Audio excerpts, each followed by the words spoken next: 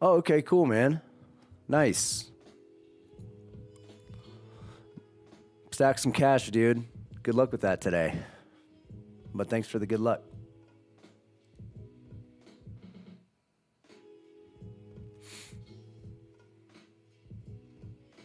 Nice work, too, man.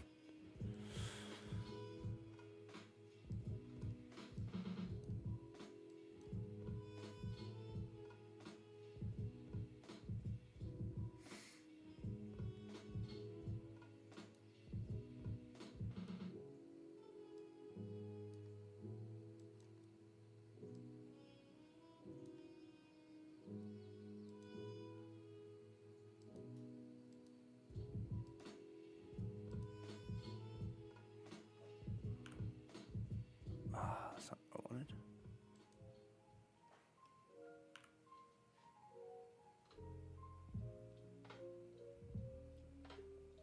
Okay, yeah, man. Sounds good. I will.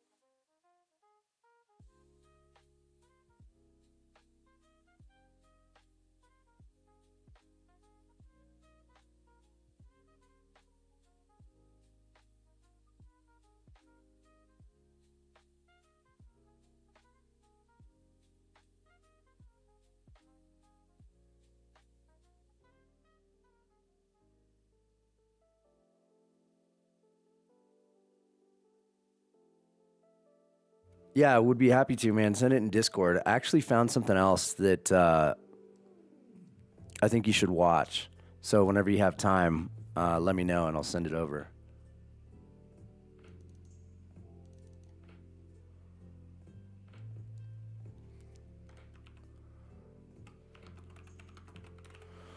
I'm gonna head to the restroom real quick, but there's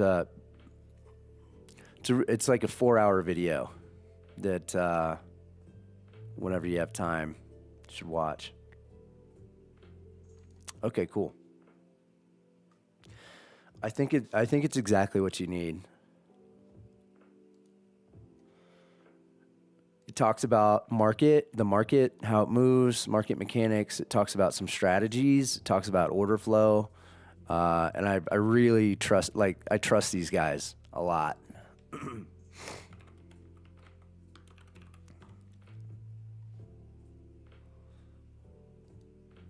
And there rarely are videos like this that cover kind of everything. So I think this will be good. I'm gonna send it in Discord. Oh, I've seen that guy.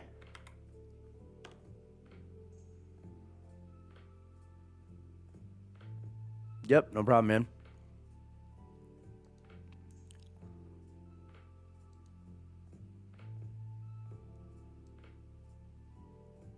Okay, I'll be right back.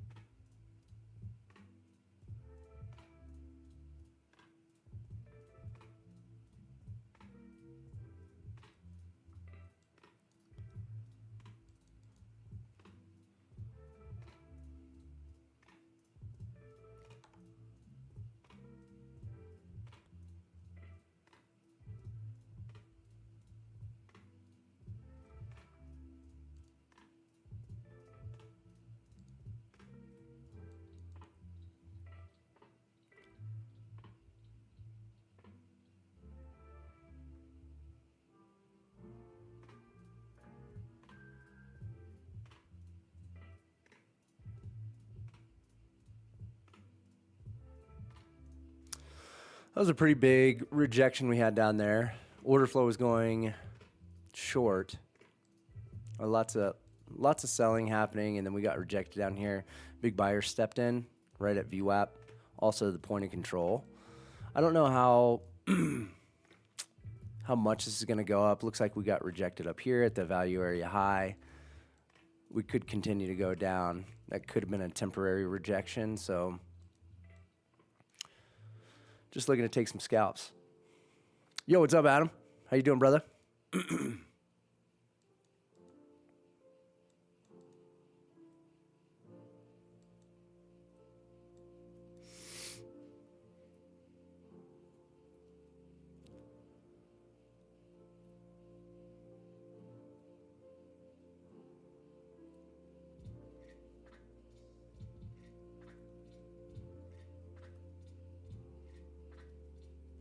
Oh, okay, nice, man.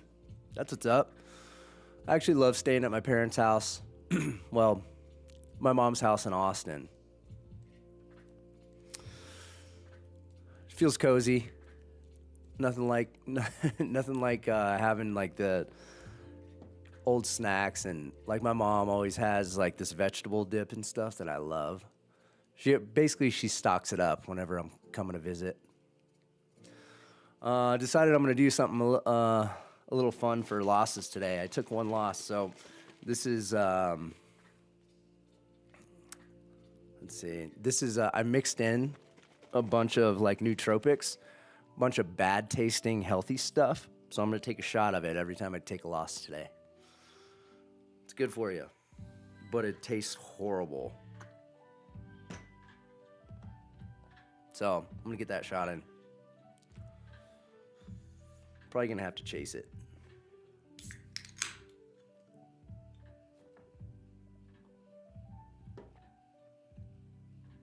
Oh.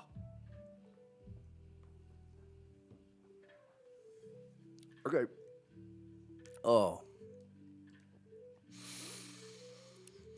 Whoa, man, that stuff tastes really bad. Whoa. That's the mix I used to keep in a flask when I was like completely sober. I would still go out to the bars and I would take that stuff. And I felt really good when I was doing it. I did it for like, I don't know, 60 days. I felt smart as hell because it's all brain stuff.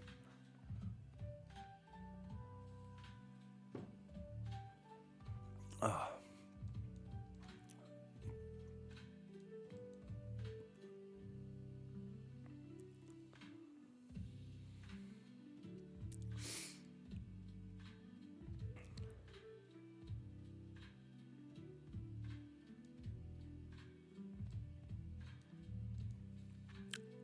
Blech.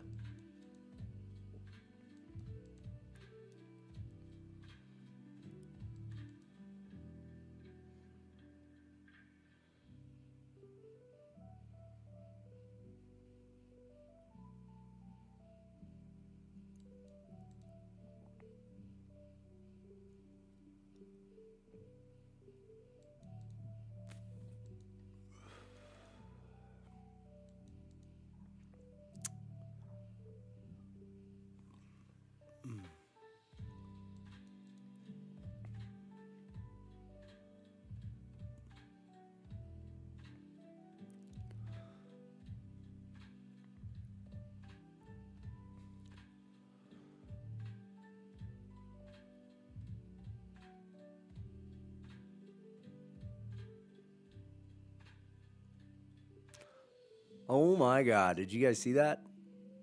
That was insane.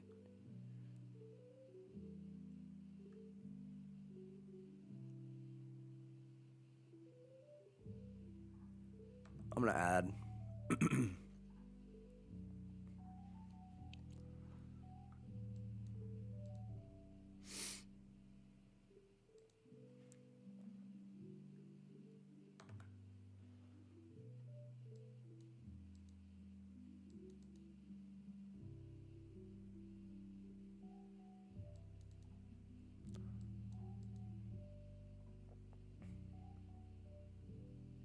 Cool, cool.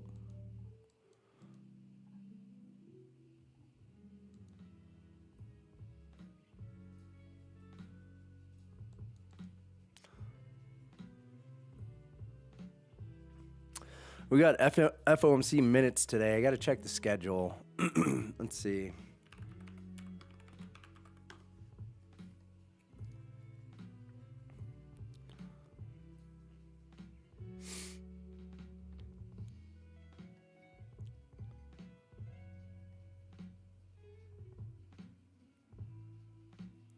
$2 p.m.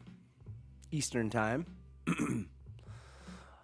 I'm a little worried we got rejected here at the value area high. So I'm watching very carefully. I might just close this. I was hoping we were going to take these highs.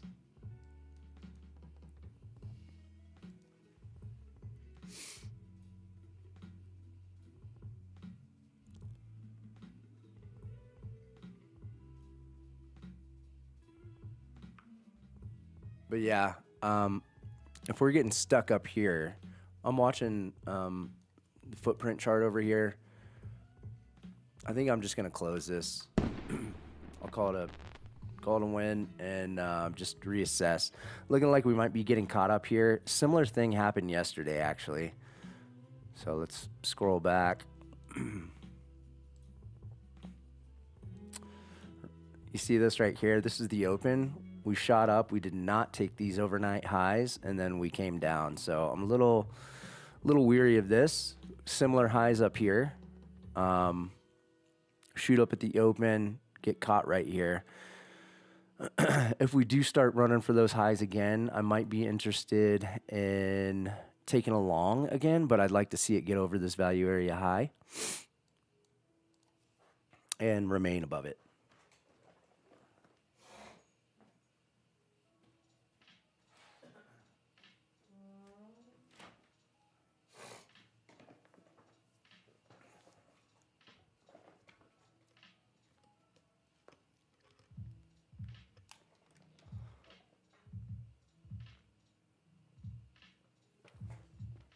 All right, we got a big buyer stepping in right here.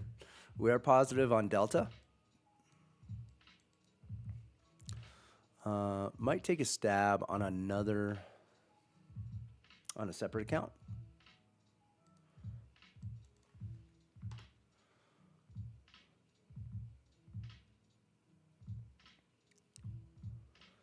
We're above that value area high. We got a big buyer stepping in. Looking like we might be coiling up.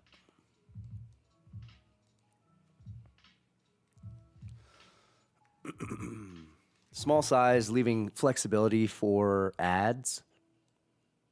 Also, we do have wide ranges on this candle. Let's see, this candle is about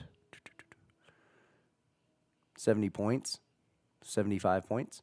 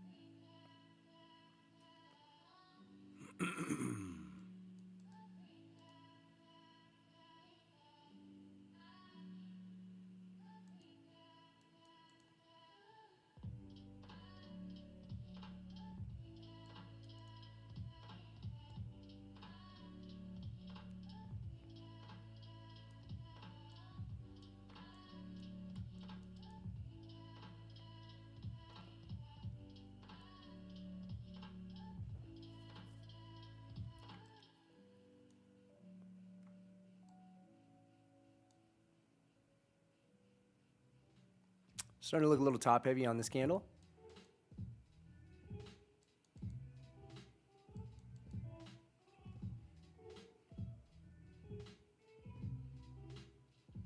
Looks like we might be pulling back a little bit.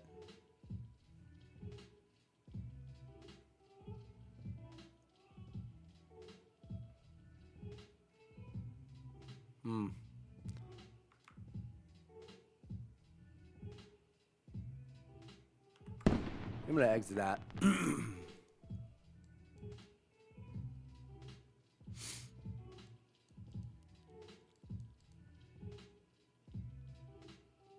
Might just be a real simple pullback, but I started seeing some passive sellers lowering the offer. Looks like it was.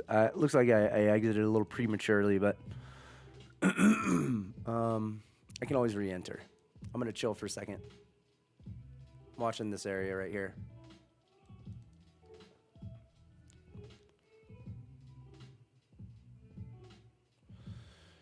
I think if we end up blasting through this area, I might wait for a retest of this area to come back to it.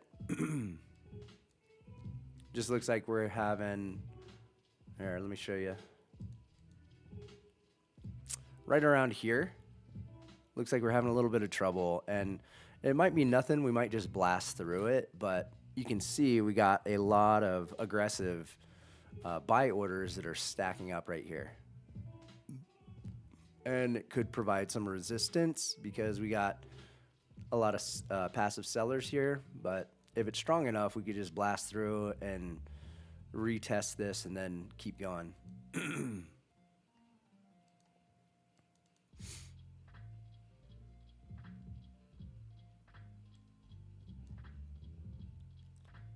Everything looking strong so far. Let me pull up the higher time frame.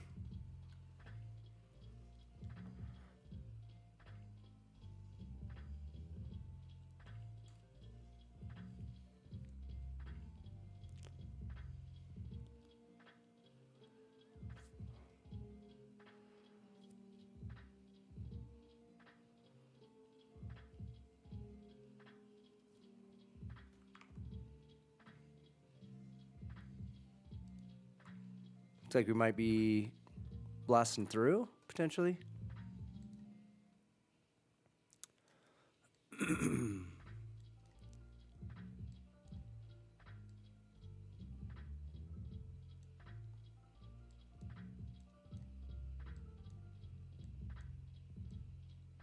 This would be a big area to target, 24,820. Looks like we're going through. Let's check out gold real quick. Looks like gold is consolidating up here.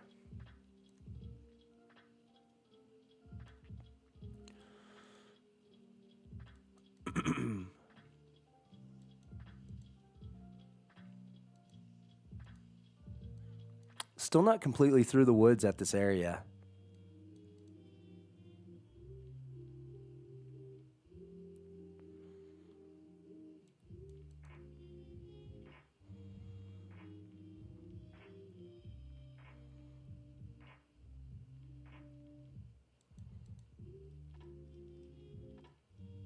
Interesting price action here.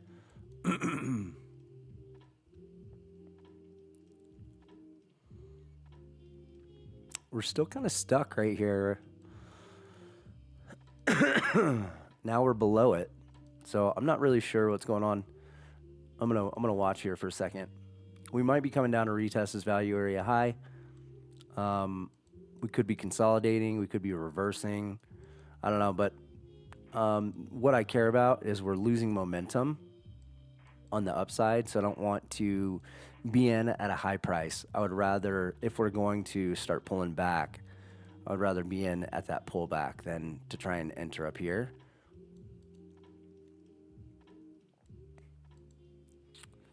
Sentiment could flip and we could start blasting off, but right now it's looking like we just have a little bit of evidence that we got some slowing down happening.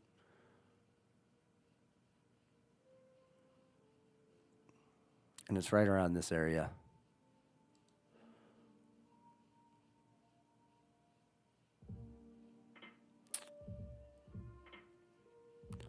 You can see both of these candles are top heavy.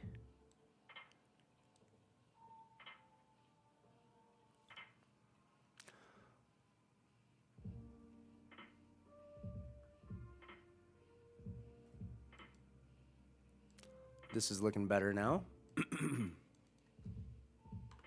I might enter a scalp.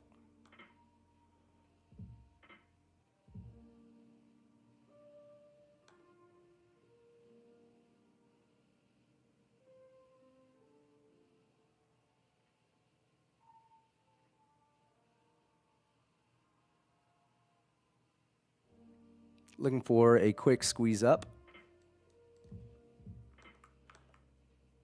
Start de-risking there. Big buyer coming in. I went ahead and took off majority of it because I was anticipating it was just going to be a scalp. Now I can hold this and let it run if there's more in it, more in this move. But I did take off the majority of it. Go ahead and break even here if it comes back down.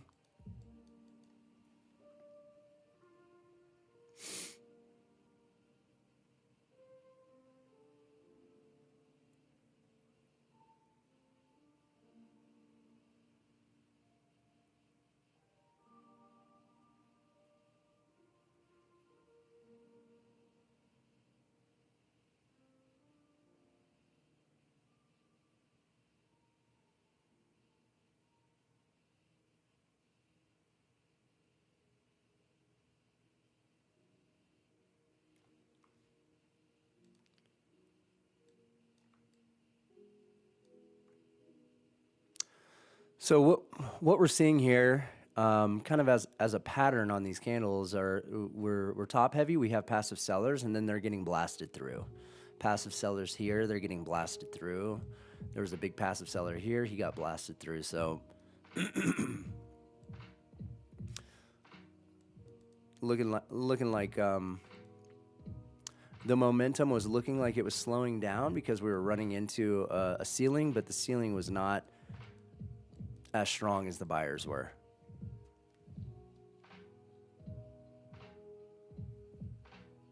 So now I'm looking for these big buys, these buyers right here, these buyers right here. I'd want to place my stop loss below there. My entry is below this guy, so this is fine. If I had a deeper stop, it would be below these guys right here. So around 24.70, 740. Probably below this low. The current candle low.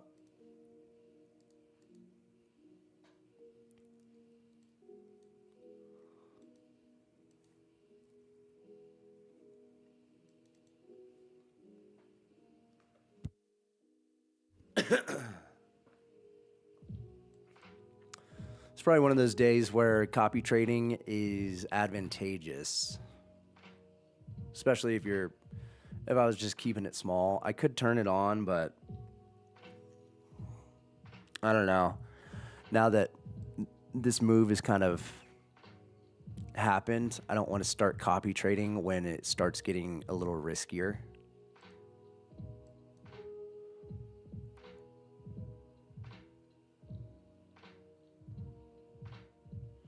So again, if we're pulling back, here, let me put this back up.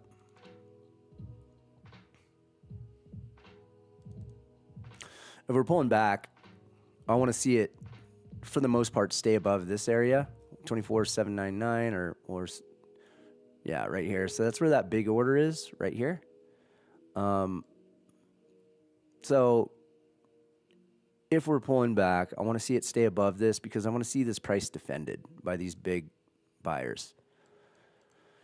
Now, my price could be at risk a little bit, if we wick through it or something like that. But what we're seeing is continuous big buyers show up. And so this is looking potentially like a trend day long.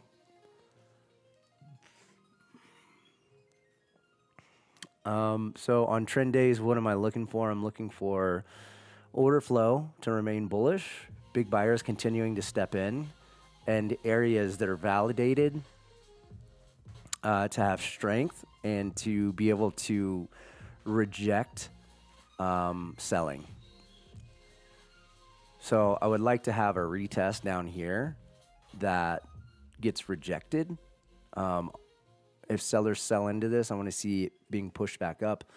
And if that happens, then I can go in on another, I can either add here or go in on another account.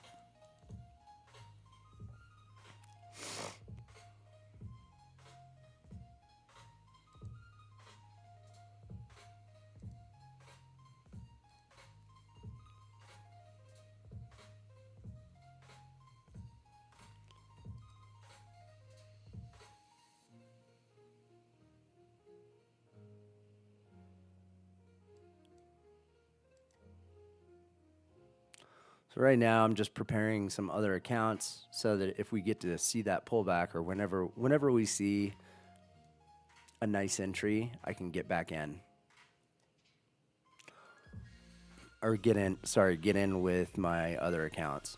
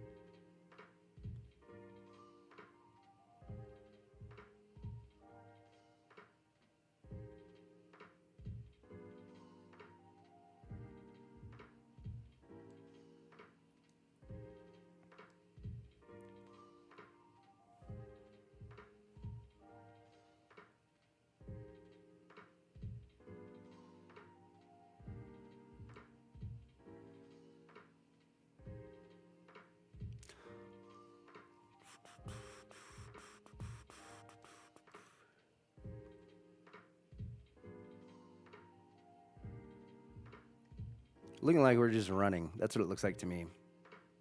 We we've taken the highs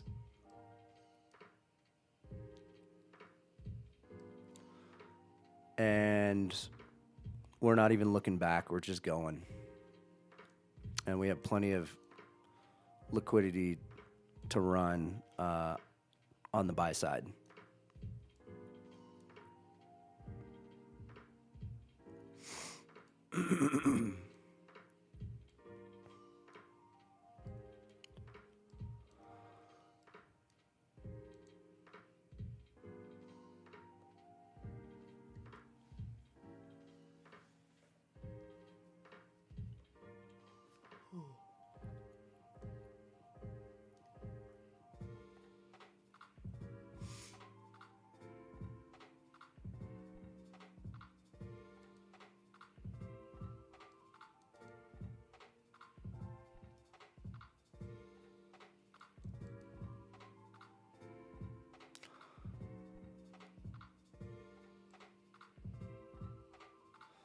So this looks different from the few days that we've had where we've made a huge move up. We do a small pullback, we make another move up, and then we get caught in a consolidation, and then we fall from that range. This looks more like a trend day than that, because these are controlled pushes up as opposed to the big expansion candles that we get. I mean, these are big expansion candles, but it's not like it's happening in. Let me go back and see like these candles, right? And then we consolidate. I'm definitely still worried that we could have a consolidation range and fall out of that, but this it looks different than these. This is kind of a sustained, controlled move up. That's what it looks like to me.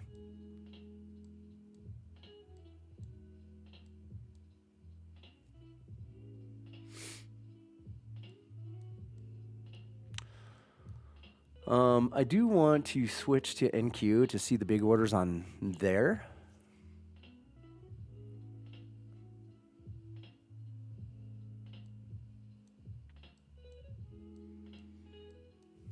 All right, so this big seller on NQ was not being reflected on MNQ. So let's see how we respond here.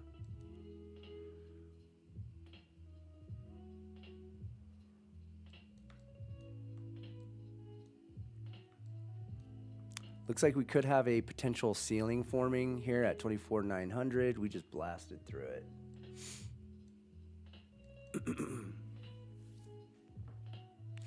Let me see. Can you guys see that? Yep. So right here, you see how these aggressive orders are stacking up here? Once we broke through this area right here, you can see we got a floor here and we had a ceiling here and we blasted through that. So now we want to see this area here holding as support, 24,900.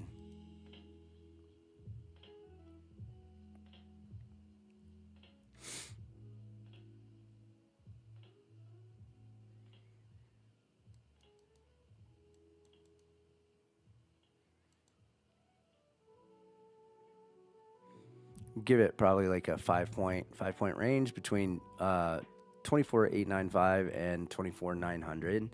That's kind of the area we want to watch is holding as support.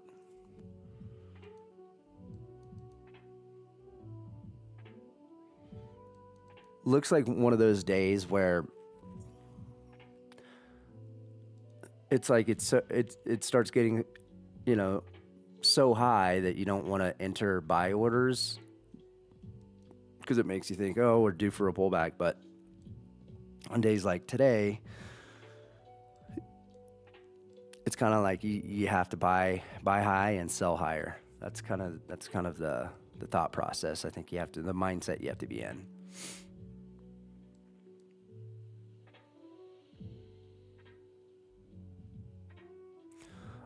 So yeah, I mean, at some point we will, probably have a pullback, and that pullback hopefully will be a good entry area. I have an entry on it, but I feel like on days like today, you've got to be able to capitalize on it because these days happen like 20% of the time.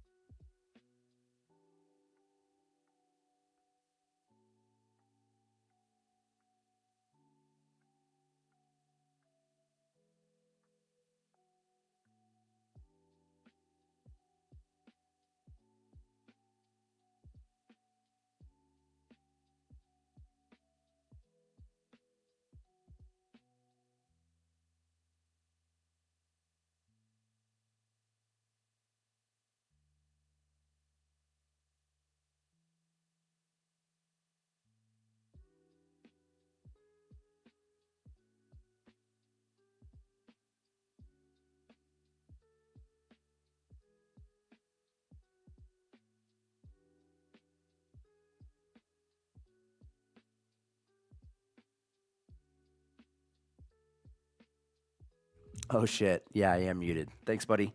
What I was saying was, if it dips the way I like to play these, you can see that this is most likely one of those 20% trend days.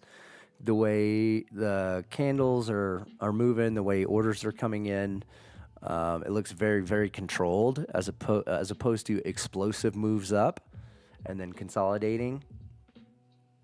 But what I'm looking for are going to be these pullbacks.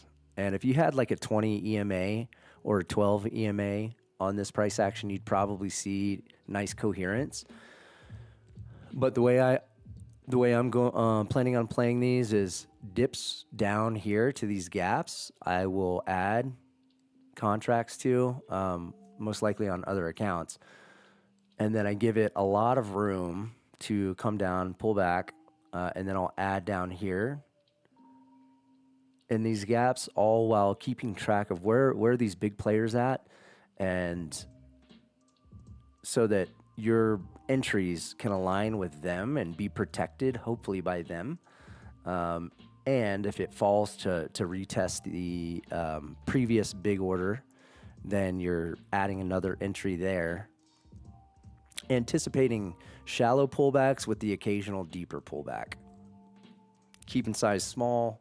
You can see the range of these candles pretty wide. They're not like explosive, but they're, let's see, this candle right here is from 900 to 826. So, I mean, we got 70 points, 74 points range in these candles. So nothing to scoff at for sure, but they're very controlled.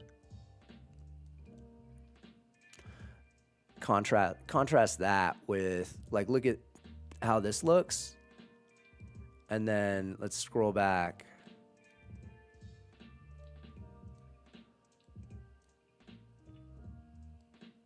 And look how these look. These are very, very choppy in comparison, but even these expansion moves are very kind of impulsive, explosive. Looks like we're pulling back right now, so I'm gonna make sure I get some entries. So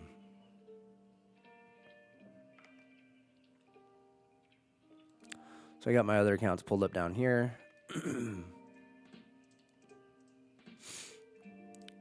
Probably put limit orders, to be honest.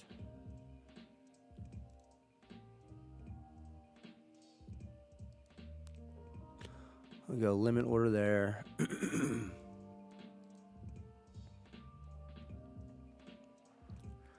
And see here, all we did was we did a super shallow pullback into this most recent gap that we created, and we didn't even get an opportunity for an entry down here.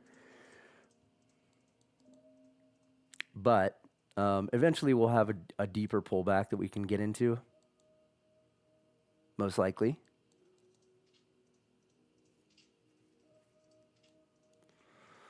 But like I was saying earlier, these are the days where copy trading accounts can be really beneficial, because like you really want to put your foot on the gas on days like today when you have these clean moves up. And if you can catch it early and you got all your accounts in, then you know you're multiplying your good controlled position size.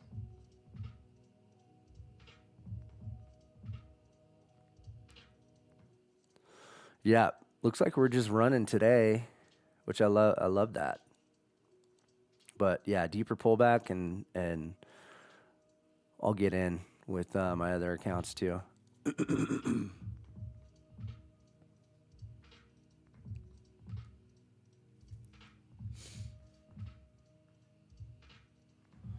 Also worth noting that, like, yeah, you could be hitting home runs today if you're sized up, but and the goal always is to figure out how can you get as big as you can in moves that are high probability.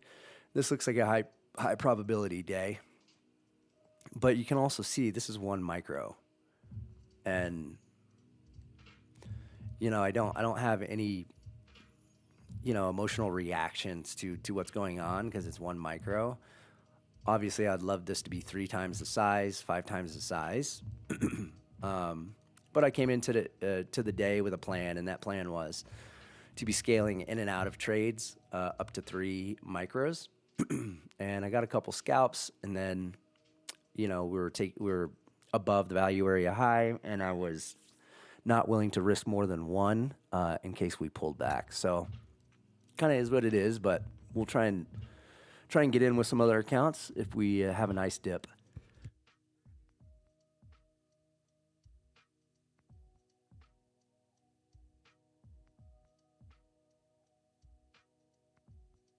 Yeah, let's check out what's going on the higher time frame here.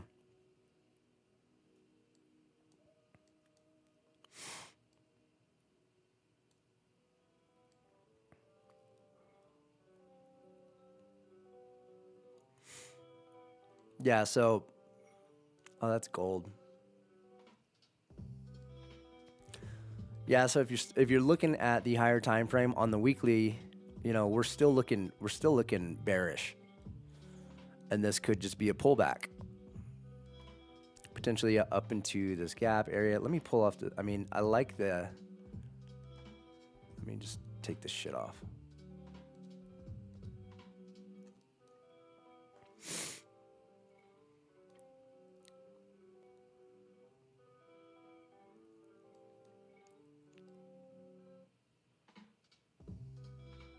So yeah, if we're looking at this, over the course of the past couple weeks, we're still looking bearish. This is a pretty nice bounce, but yeah, we could see this going bullish today and then potentially bearish tomorrow. We'll just have to see, because there are a lot of people that are in a lot of pain right now.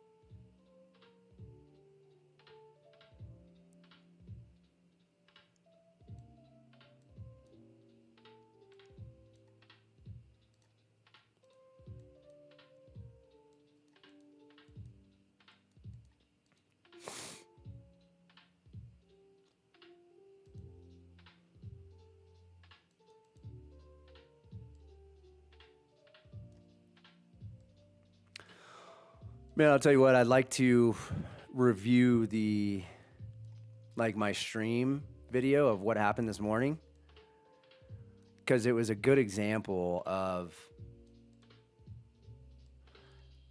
essentially just hitting aggressive buyers kicking in at a very, very specific time. This morning, when I was looking at order flow, watching the price action, we were looking really weak until we got right here, and then at this down here at this exact point, aggressive sellers kicked on. It was essentially like algorithms kicking in and just saying everything that's happening is not going to happen. Everything's looking bearish, like we're selling off, and then boom, it just completely and you can see it. There's like a second where everything changes and it starts going bullish, and that's where when you're watching, I was short and I just completely flipped my position. And of course, it doesn't always happen like that, where when it flips like that, it could just be going back and forth. But this flipped and it sustained. And essentially, it was like the buy program algorithms kicked in. And now it's just been algorithmic trending since then. And you can tell when algorithms are dominating the market in this kind of way, because everything is very controlled. You'll still see people getting squeezed out, but it's not the explosion that you'll see on other days. This is very, very controlled. And that's honestly probably when trend lines and EMAs work the best.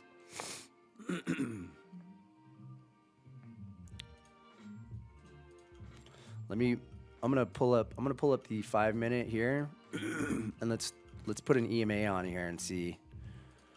I'm guessing a 12 EMA is probably what we're bouncing off of, and then maybe we take dips to a 20 EMA. But let's just check it out.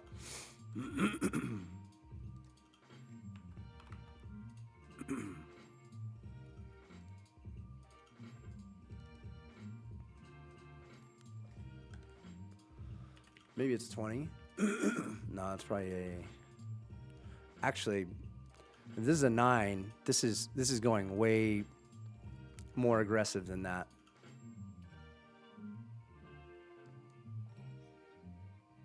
So we might just be looking for pullbacks to the 12.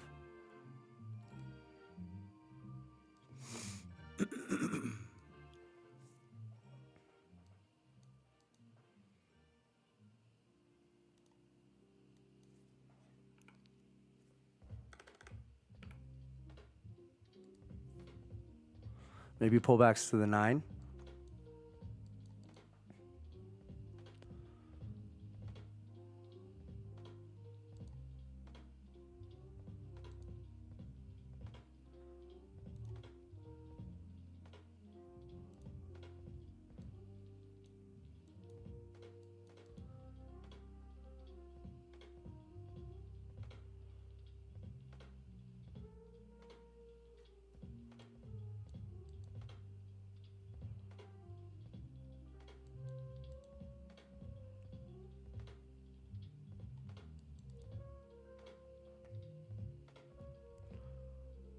Waterboy, holy shit, man! I haven't seen that in forever, dude.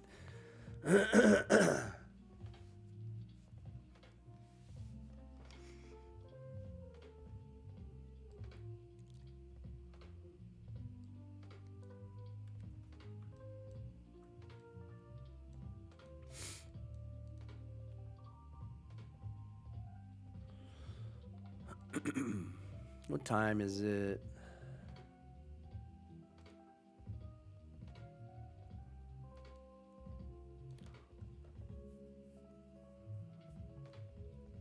So what we might have coming up is consolidation, and usually on days like today, it starts consolidating. It's looking weak, and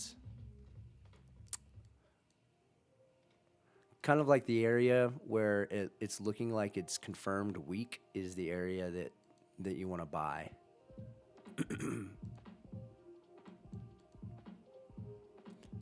I think what I'm going to do is close this trade. We might still keep going up, but I think I'm going to close this trade and probably leave this account alone, and then start working on some other accounts.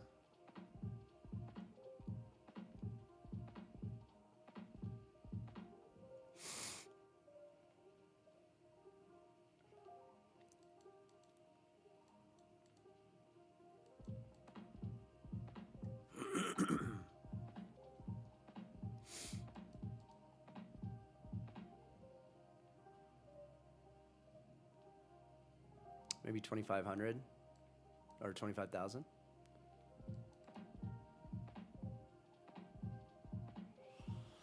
I'm interested to see what Bitcoin is doing.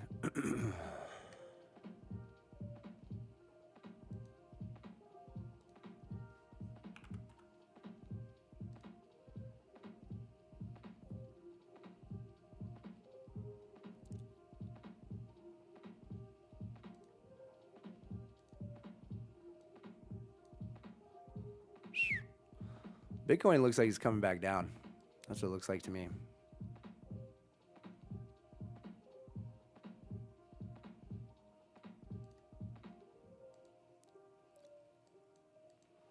All right, I'm going to go ahead and take this one off.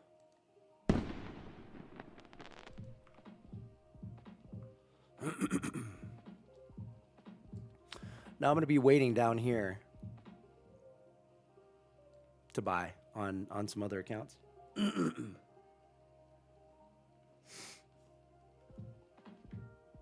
Thanks, buddy.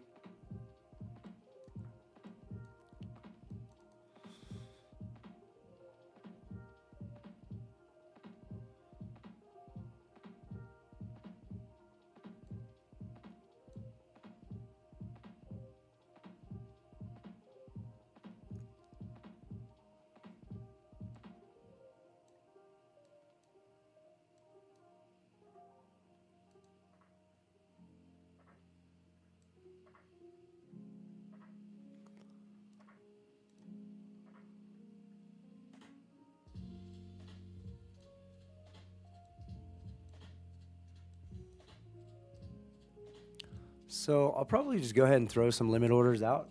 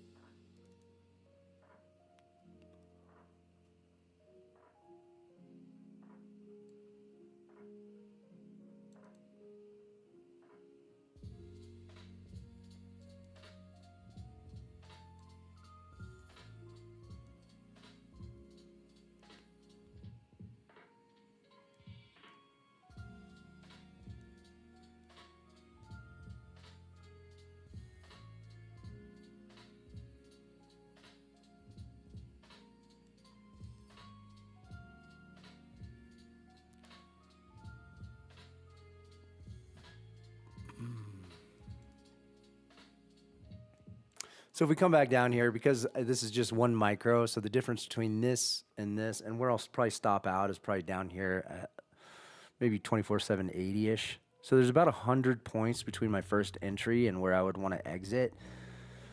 On one micro, that's $200.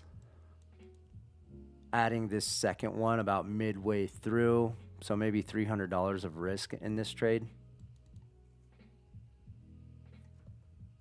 Oh no, I'm not muted. Maybe is the volume just low? Hang on one sec. Testing, testing. Maybe I just need to turn the volume up.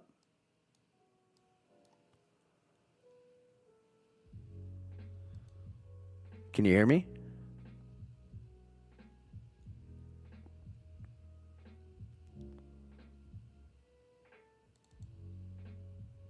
Testing, testing.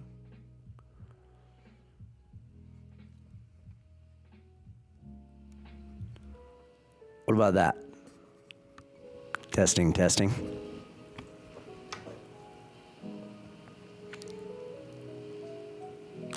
It's showing as going through on my end.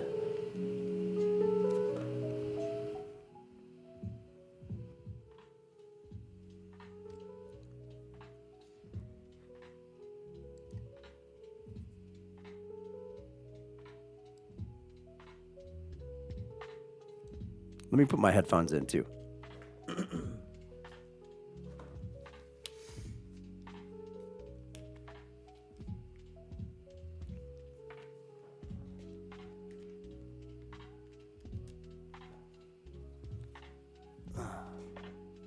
All good?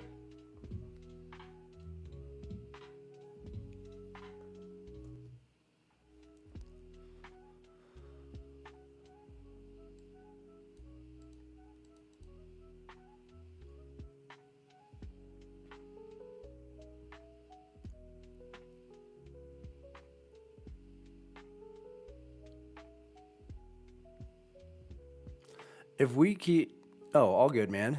If we keep just kind of grinding up like this, we could see a nice move out of this if we don't pull back, and that's okay. And I might reconsider this. But for now, I'm gonna keep these limit orders out there.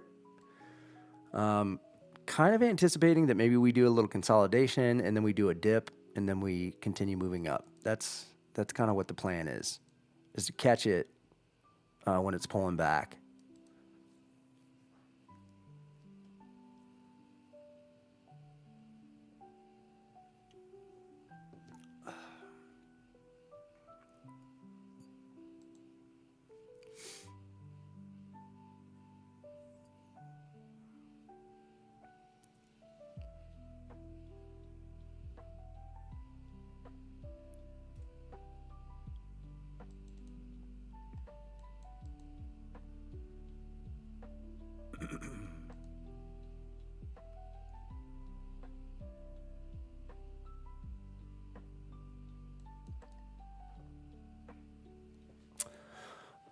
I sent Gavin a video that I think will be helpful for him. I haven't watched the whole thing, but I might pull that up.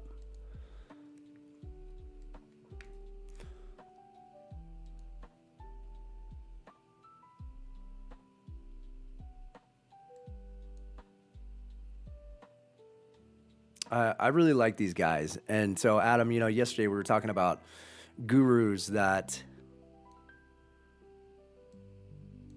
basically are fake. They're gurus, fake gurus. And these guys, Andrea Chimi and Fabio Valentini, these guys are verified guys, at least Fabio Valentini, and they work with some of the best traders in the world. But they're order flow guys. I know that's not your style, but their style of trading is probably what I strive to trade like. So let's check it out.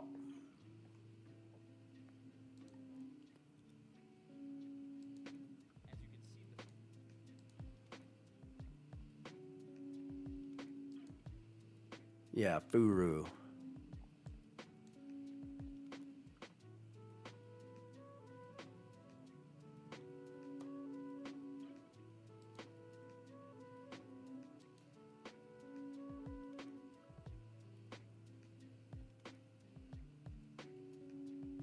Yeah.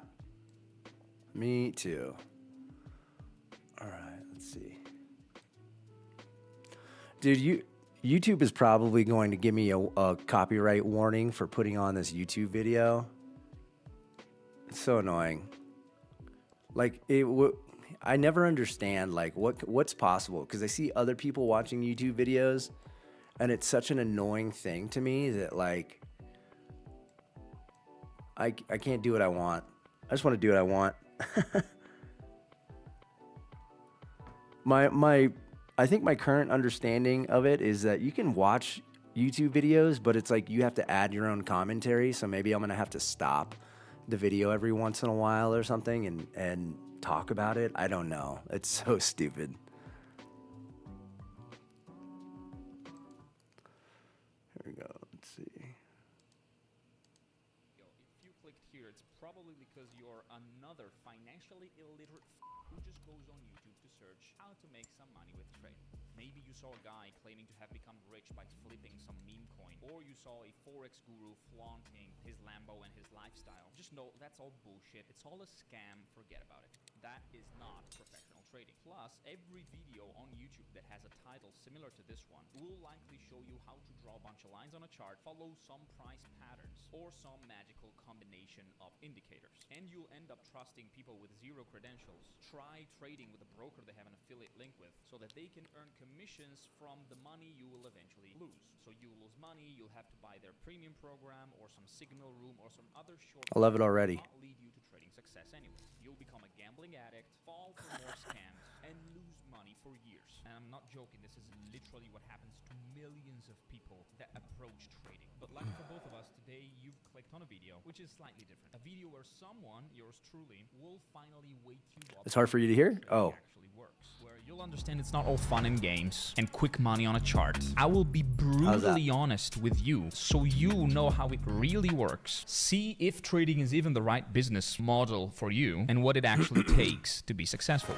And I am in a unique position to teach you this, because unlike most of the trading YouTubers, over the last 6 years I've been studying and trading the market side by side in the professional trading floors of world trading champions like Patrick Nill, 2 times world trading champion, professional portfolio manager, or Jan Smolin, 3 times world trading champion, who's also a macro hedge fund trader. People who have documented in the world stage 3-digit returns per year consistently for more than 5 years. One of my mentors have managed $20 billion in a European bank and is now a hedge fund manager, for example. And we're talking talking about people who are barely on social medias at all, that I had to look really hard for and pay tens, if not hundreds of thousands of dollars to learn their trading strategies, which, unlike most retail traders on YouTube who just show you some screenshots taken from offshore brokers, God knows where they're from, which are 99% fake, these people have audited results. And I have managed, thanks to this he's speaking our professional language. education, to become consistently profitable and generate alpha. And I'm one of the few people you're gonna find online that has actually shared a live broker login with a regulated broker. And I'll keep sharing my performance and my journey fully transparently on this channel. So if you're tired of the bullshit and you wanna cut to the real stuff, I can confidently say this is one of the few places you're gonna be able to find it. This is not gonna be that kind of dopamine-friendly video where by the end of it, you'll be automatically profitable and be able to make $5,000 a day type of thing. Because that, as we have established, is complete bullshit. This will be a brutally realistic video where I've condensed literally the best fucking knowledge you can possibly find on the face of the internet, gathered in 6 years of trading, education, academic research, and personal experience with world top traders on how to become a pro trader, a professional of the trading business. If we're talking about Alex G, what a shitty thing to do to like new people, what he did. And I remember when, Gavin was talking to me, he was excited because he got chosen to be a part of this, trading program. But then he had to pay $3,500 or whatever to learn from him. It's such a shitty like sales tactic to pretend like you've been chosen, you've been selected, now pay up. I don't know. I just really just have a lack of respect for that kind of shit. And like, bro, we're talking about finance, okay? This is no fucking game, okay? People study for decades and have PhDs for this shit. And it's not an online business model either where you have to sell a product to some people. We're talking about becoming an emotionally neutral ninja sniper that reads where the banks and the smart money are moving their money and being able to predict this flow of money consistently through time. It's not quick and easy money. It's a skill that will take time to build, likely years. And whoever tells you that a video is enough or 6 months is enough, they're lying to you. I know, that's what I'm saying, so dude. This is how it's going to go down. I will first place your expectations in the right place so you don't It's hard. It's honestly hard to trust anybody that sells courses because, you were chosen to give them $3,500. It's like you got a whole sales team for doing this. And, the difficult thing is like, okay, so you might have some people that genuinely want to help people. And for sure, you don't want to do it for free, but there's so many fake people out there that have kind of ruined it for real educators, and I don't even know, I honestly wouldn't even know what to look for if you're trying to find a trading education program because there's so many scams out there, so many shitty people that can't trade that are trying to teach people to trade and that show off their rented Lambos from their course profits. It's fucking bullshit.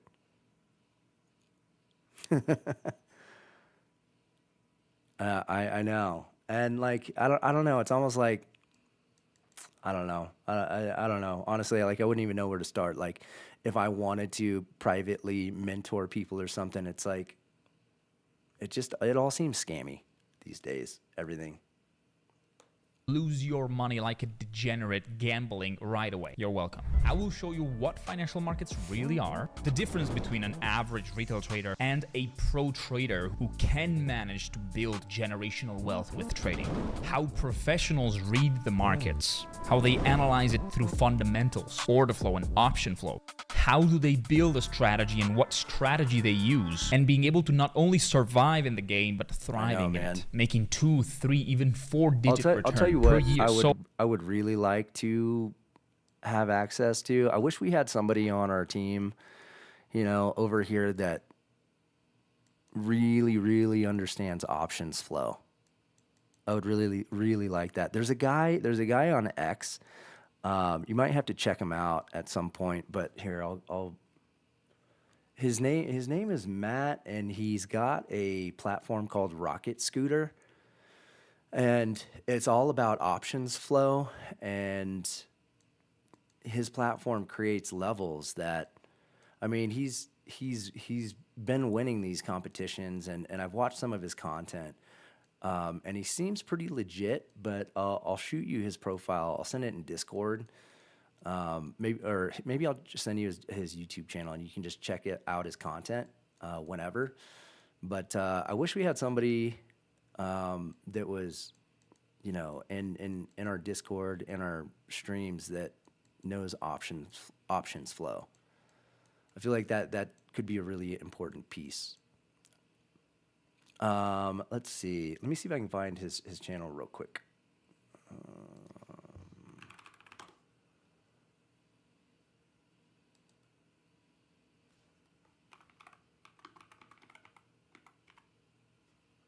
Oh, that was him right there. Not this guy.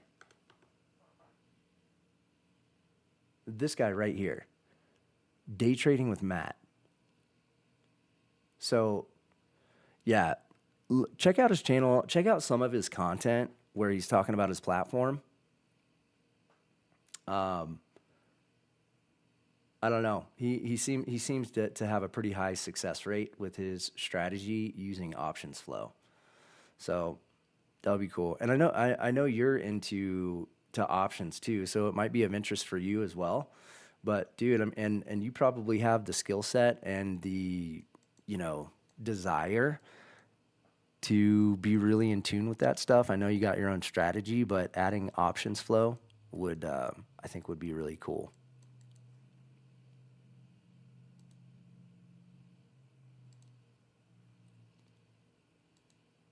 So buckle up. Save this video in a watch later list or something. Gonna be a long video packed with value that normally gets charged tens of thousands of dollars for, but that will give you professional trading knowledge and a clear roadmap. So pause the video now, take pen and paper, because we're getting started. So let's start from the basic. What is trading?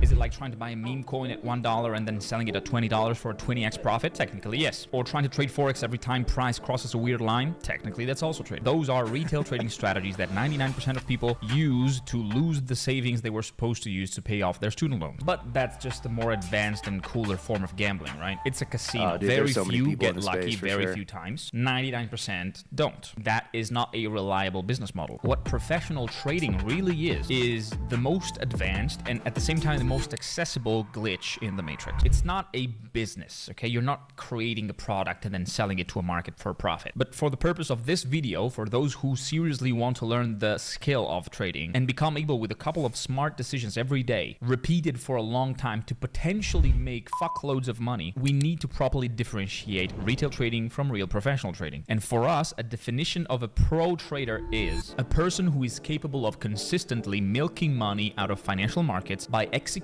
a predetermined risk-adjusted strategy that has a statistically valid edge. So when you want to become a trader, you're not just starting a new business. You're embarking on a journey to become a more disciplined person, a more stoic person, a patient person who doesn't let emotions influence his decisional process. And you have to become capable of consistently milking money out of financial markets. Not once, not a one-time flip. You have to build a skill and keep that skill sharp, refining it and sharpen it like a sword. Just like a chess grandmaster or a professional fighter or a high-ranked sniper who worked both hard and smart for years building and refining a skill. Second point, you don't make money, you milk it. And I specifically chose this word because in trading, again, you're not creating something and making money out of it. You're just taking money from someone else thanks to a smart decision. Like this guy, the way this guy communicates, the way his videos are edited. Well, first of all, I like the way his videos are edited.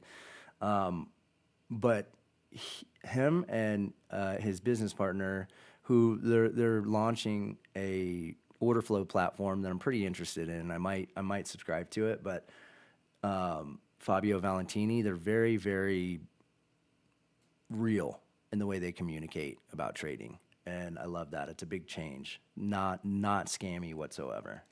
To click a button on a screen, which is something that just doesn't happen in any other business model. And only in the trading model can you scale to 6, 7, 9 figures without a team, without building websites or brands, without having to know about marketing, about fulfillment, customer care, sales, managing team, dealing with angry customers, or with any people at all for that matter. None of this. You literally just need to push a button right. Buy at the right moment, sell at the right moment, any financial... Hi, Ania Khalifa. I'm not going to be a good customer for you. Probably time best spent elsewhere. financial asset and get paid. But you don't just guess the right moment. By finding the right moment, I actually mean executing a predetermined risk-adjusted strategy that has a statistically valid edge. Again, yes, you're pushing a button, but you're not just improvising, like just pushing a button in a slot machine and seeing what happens. Your job is to apply a strategy and find a strategy that has an edge before you even think of entering a trade. Your edge is your boat in this crazy ocean. So what exactly is an edge? In trading, you have an edge when you have a profitable expectancy. So when you can confidently expect your trade to be profitable on a large enough sample. And there's three main elements of your trading edge. The first one is the win rate. And the win rate is on 100 trades, how many of them are wins versus how many of them are losses. So you have a win rate and a loss rate. If you win 60 trades out of 100, you have a 60% win rate. The second element is the risk to reward ratio, also known as RR. And this means if I risk $1 per trade, how many dollars do I earn? For example, if I risk $10 to make $20, that is a 1 to 2 risk to reward ratio. So if I'm trading a stock and I buy it, I can place a stop loss $10 below the current price, where I choose to accept a loss, and put a take profit 20 points above, where I expect to take a profit. And these are two levels that I'm willing to sell at, close my trade. But the relationship between your stop loss and your take profit is your risk to reward ratio. So for example, if you have a 50% win rate with a 1 to 2 risk to reward ratio, and you're able to achieve this consistently as a result of your trading, you will be profitable. You will have a positive expectancy. So you would expect to be profitable and have a profit factor higher than 1. A profit factor is the total sum of your wins divided by the total sum of your losses. A profitable edge is anything above 1. So in zero-sum games, in the field of stochastic events, there's a relationship between win rate and risk to reward rate, which is win rate equals 1 over 1 plus reward, or your reward to risk ratio. So technically, if you were to trade completely randomly, flipping a coin with a fixed 1-to-1 risk to reward ratio, on a large enough data sample, you'll tend to have a 50% win rate. If you were to trade completely randomly with a 1-to-2 fixed risk to reward ratio, you'll tend to have a 33.3% win rate. And if you plot on a chart all possible combination, this line forms, which is the break-even line. This is where random trading technically brings you. But since for trading you need to pay commissions and likely a spread, if you trade randomly, you'll technically lose money. But let's say below this line there is the losing area, and above this line, there's the profitability area, an area with a profit factor below 1 and an area with a profit factor above 1. Your goal is that your strategy is an anomaly that manages to beat randomness and have a combination between win rate and risk to reward ratio above the break-even line that makes it profitable. And if you're just gonna gamble, you're gonna non-randomly be in the losing area, which is statistically speaking as impressive as being in the profitability area, because you are achieving non-random results. So you could just take a bunch of... So T-Draw, this is Andrea Chimi. I like this guy. I also like his partner, Fabio Valentini. So yeah, they have an order flow platform coming out, or it's technically launched, but I believe it's going to be available. It might be available today or now. But I'm interested in taking or subscribing to their platform. But this is a new trading video. It's a long video that he just released yesterday, I think. So we're just taking a look. I love both of those guys. Trader, so copy their trade the opposite way and be profitable. That's what brokers do, specifically CFD Forex brokers. But if you're here, you want to become profitable. How much is the platform? I know you have to pay 6 months or a year at a time. So was it like $700, $600 for 6 months or something like that? $100 a month? Do you happen to know? 3 ways to find an edge that gives you a positive expectancy. The first one is algorithmic trading or systematic trading. This is a path that you can choose to follow, which is not going to be covered in this video, but it's probably one of the most common ways to trade in the professional space. So you learn how to code with Python, MLQ, easy language. You build an automated trading algorithm with a series of if-then functions where if all conditions are met, opens trades on your behalf. And this is very powerful because you don't have to worry about opening the trades yourself, and you're way less likely to incur in psychological mistake, cognitive biases, and emotional trading. But that comes with a very unique set of problems, because someone else out there will tell you that systematic trading or algorithmic trading is the best way of trading, that you can simply let money work for you. But that's absolute bullshit. I've met with a lot of algorithmic traders. I run some algorithms myself, and algorithms, since they have a fixed set of rules that are being applied to a very dynamic entity such as financial markets, these bots just at some point will break, because markets tend to be efficient when someone else finds the same edge, and since the strategy is very mechanical and very rule-based, very likely that someone else will find the same edge, or that the counterpart that made that edge profitable will disappear. And because of this efficient nature in markets, algorithmic systematic edges at some point stop working. So as an algorithmic trader, you constantly have to look for new edges and maybe run a portfolio of 20, 30, 50, 100 different trading systems and monitor their performance. Maybe choose to switch some systems off, switch some systems on based on how markets condition vary. And how you find an edge here is... All right, so listen up. State Farm was trying to charge me $197 for car insurance. No, thank you. You build a hypothesis, you test it in the past, also known as back testing or in-sample data collection, and you see if that idea works in the past. Then there is usually a fitting phase where you try to optimize the performance of the bot by tweaking the entry rules here and there. And the main risk here is overfitting. So to perfectly calibrate the strategy on past data and make it so good on past data that it will not work with new data in the present, in the future. Plus, if it has worked in the past, there's no guarantee that it will work in the future. So it takes a lot of research and a lot of constant monitoring. And if you want to achieve outstanding performance with algorithms, it is a full-time job. So it has pros and cons. And in my experience, what I've seen is that most trading systems will tend to be slightly above the break-even line and achieve a profit factor of 1.2, 1.3, 1.5, 1.6, maybe 2 in the best cases. So that's the first way to find an edge. The second way to find an edge is with manual trading or discretionary trading, which is completely different and requires you to build a different set of skills, because with discretionary trading, you trade manually and you trade based on your personal view of the markets, on the way you analyze markets, the way you analyze price, the way you analyze volume, the way you analyze macroeconomic trend and market sentiment. So in discretionary trading, you are the edge. That's why no one can copy you. And that's why you are not a victim of edge decay or alpha decay in the same way that algorithmic traders do. You don't have... Real quick, looks like we're melting through all these levels here, not finding a bottom yet. So I might get stopped out of this, but if I do, basically just want to analyze what's going on here, if we're going to find a bottom here, because right now this is looking a little bit like a V-shaped reversal. We might be coming back down to retest maybe this value area high. We might be coming back into this gap. So just kind of a little quick summary of what's going on here. I entered up here, anticipating we're going to bounce back up and continue moving on this, trend. But looking like I might get stopped out here, and if I do, probably just reassess at these lower prices.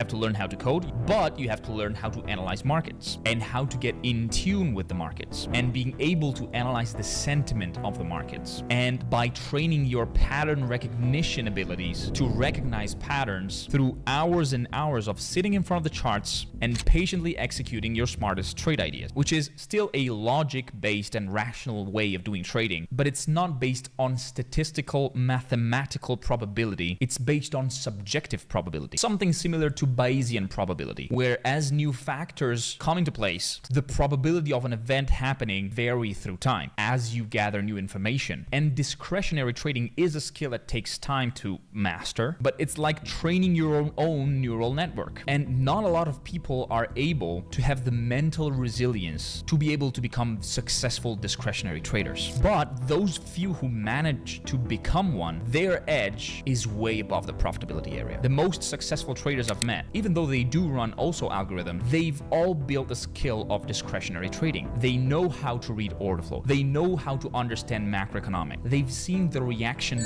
of markets during specific times of day or when some news come out, and they're able to join the trend with an extremely high accuracy and potentially with both a high win rate and a high risk to reward. And that brings them deep in the profitability area. But a lot of people, since discretionary trading becomes a mental game where you have to trust your cognitive abilities and learn how to refine them as you build them, the majority of aspiring discretionary traders fail because they don't have the necessary mental resilience and discipline. And that's why there is a third way, which I define as hybrid trading, which is a trading that is manual but is more mechanical. So it's a set of rules where on top of which you add your own interpretation of price action and order flow dynamics and your own interpretation of market behavior to base your edge on something rational and solid and rule-based, and then gradually build your skill on top, which is, I think, the best way for beginners to start building the right habits.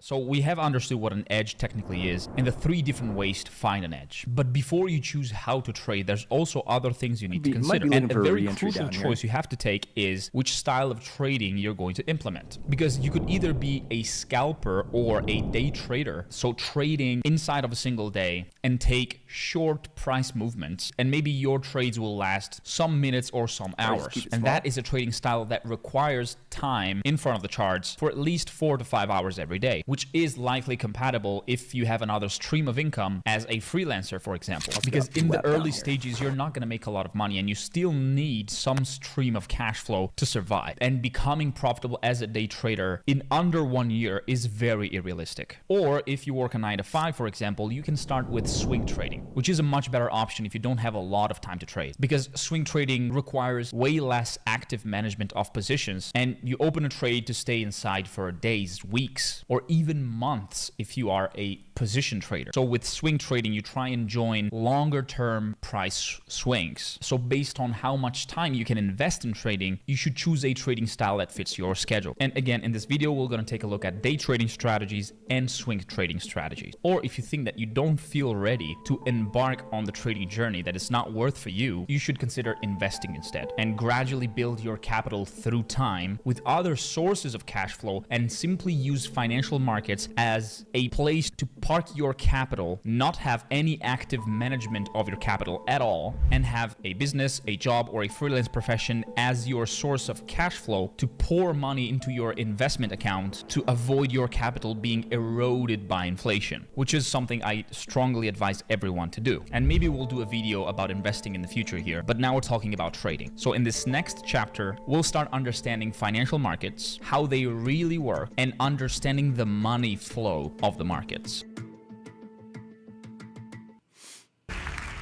If you live in a Colorado zip code and have 0 DUIs in the last 5 years, listen carefully.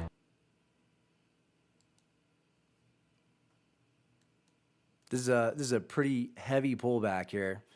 We got VWAP down here. It might be reaching for the way selling's happening right now. I don't know if this whole move was just kind of fake, but let's see where we are. Right. I mean, we're dipping below the value area high from yesterday. And we did it with strength. We kind of melted through it.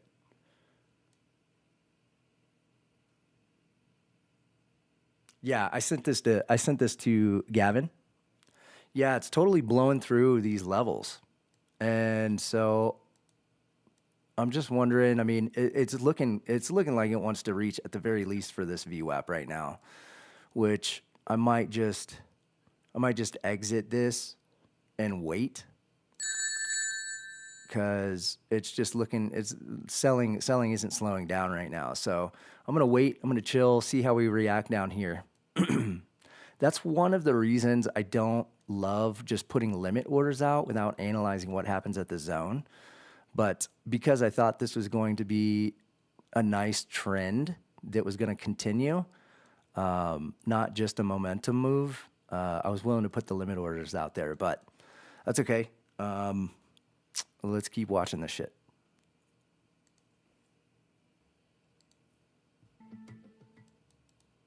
So in order to analyze the market and analyze it in the most logical possible way, let's ask ourselves these 5 crucial questions. What is moving? Who is moving it? When? Where? And how? Where what moves, of course, are prices of financial assets. And the analysis of prices is also known as price action analysis. Traders, we earn from price swinging up, swinging down, buying at a low price, selling at a higher price, or sell short a high price, hoping to buy back at a good price. The second question we need to ask is who's moving price? And these are market participants. And there's a lot of different types of market participants which operate inside of the market for different reasons. And I personally like to divide them into three main categories, or actually four main categories. These categories being big money, smart money, market makers, and retail traders. And let's define big money as big market participants such as central banks, commercial banks, pension funds, sovereign funds, university endowments, investment funds, and big companies. Smart money instead are hedge funds, investment banks, HFT firms, and they are still big money, as in they are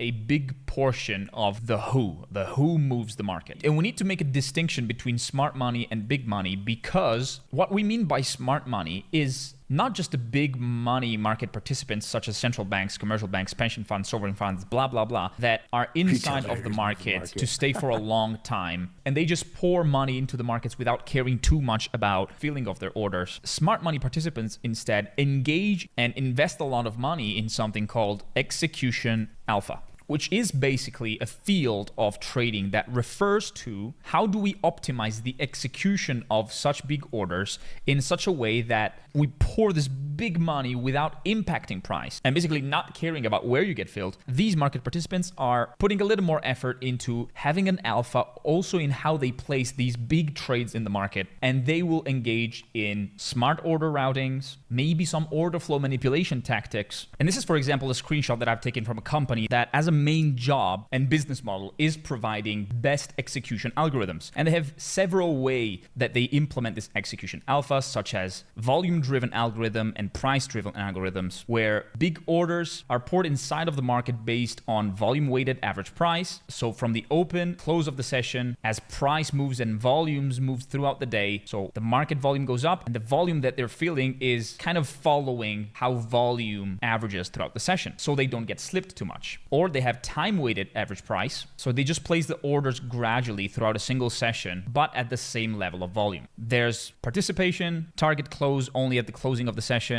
or price-driven algorithms. So at steps or momentum value. These are all techniques that are widely known and used in the institutional space to improve the firm's alpha also in the execution stage. Then you have the small money that encompasses not only retails, small prop firms, maybe some CPOs, some commodity pool operators, some commodity trading advisors. And by prop trading firms, I mean small firms managing maybe a couple $1 million, 10, 20, 50, 100, up to $100 million. Let's say it's considerable a small proprietary trading firm. So people trading with their own money, or CPOs, CTAs, AMCs, which are a form of, let's call it a small fund. And retail traders, which can vary drastically. You have retail traders that are managing tens of millions of dollars, or retail traders that are managing a couple $100,000, or people just trading with the $100 in their account. Let's consider all of this to be small money. And then you have market makers. And market making firms could be considered smart money, but their business model is so unique because market makers are not trying to speculate. They're not trying to hedge with long positions. The only thing that market makers are doing is providing liquidity.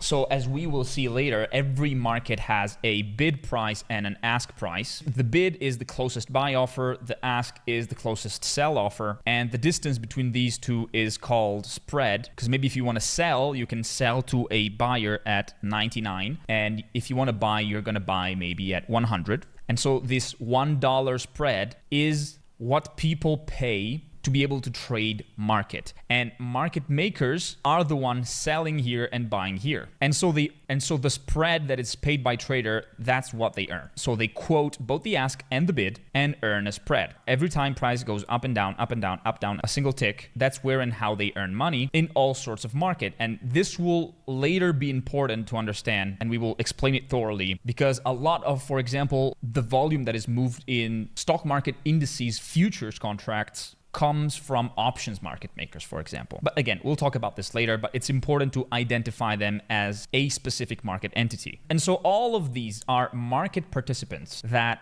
engage in trading and investing and in pouring money and opening trades, buying and selling inside of financial markets, and they have different needs and they're engaging in the market for different reasons. And this makes us move on to the next question, which is, why do market participants interact in the market? Well, it could be for speculative purposes, for capital preservation and growth, or for hedging purposes. So these are the main reasons people trade in the market. And the reason why they take Gavin apparently got a job to do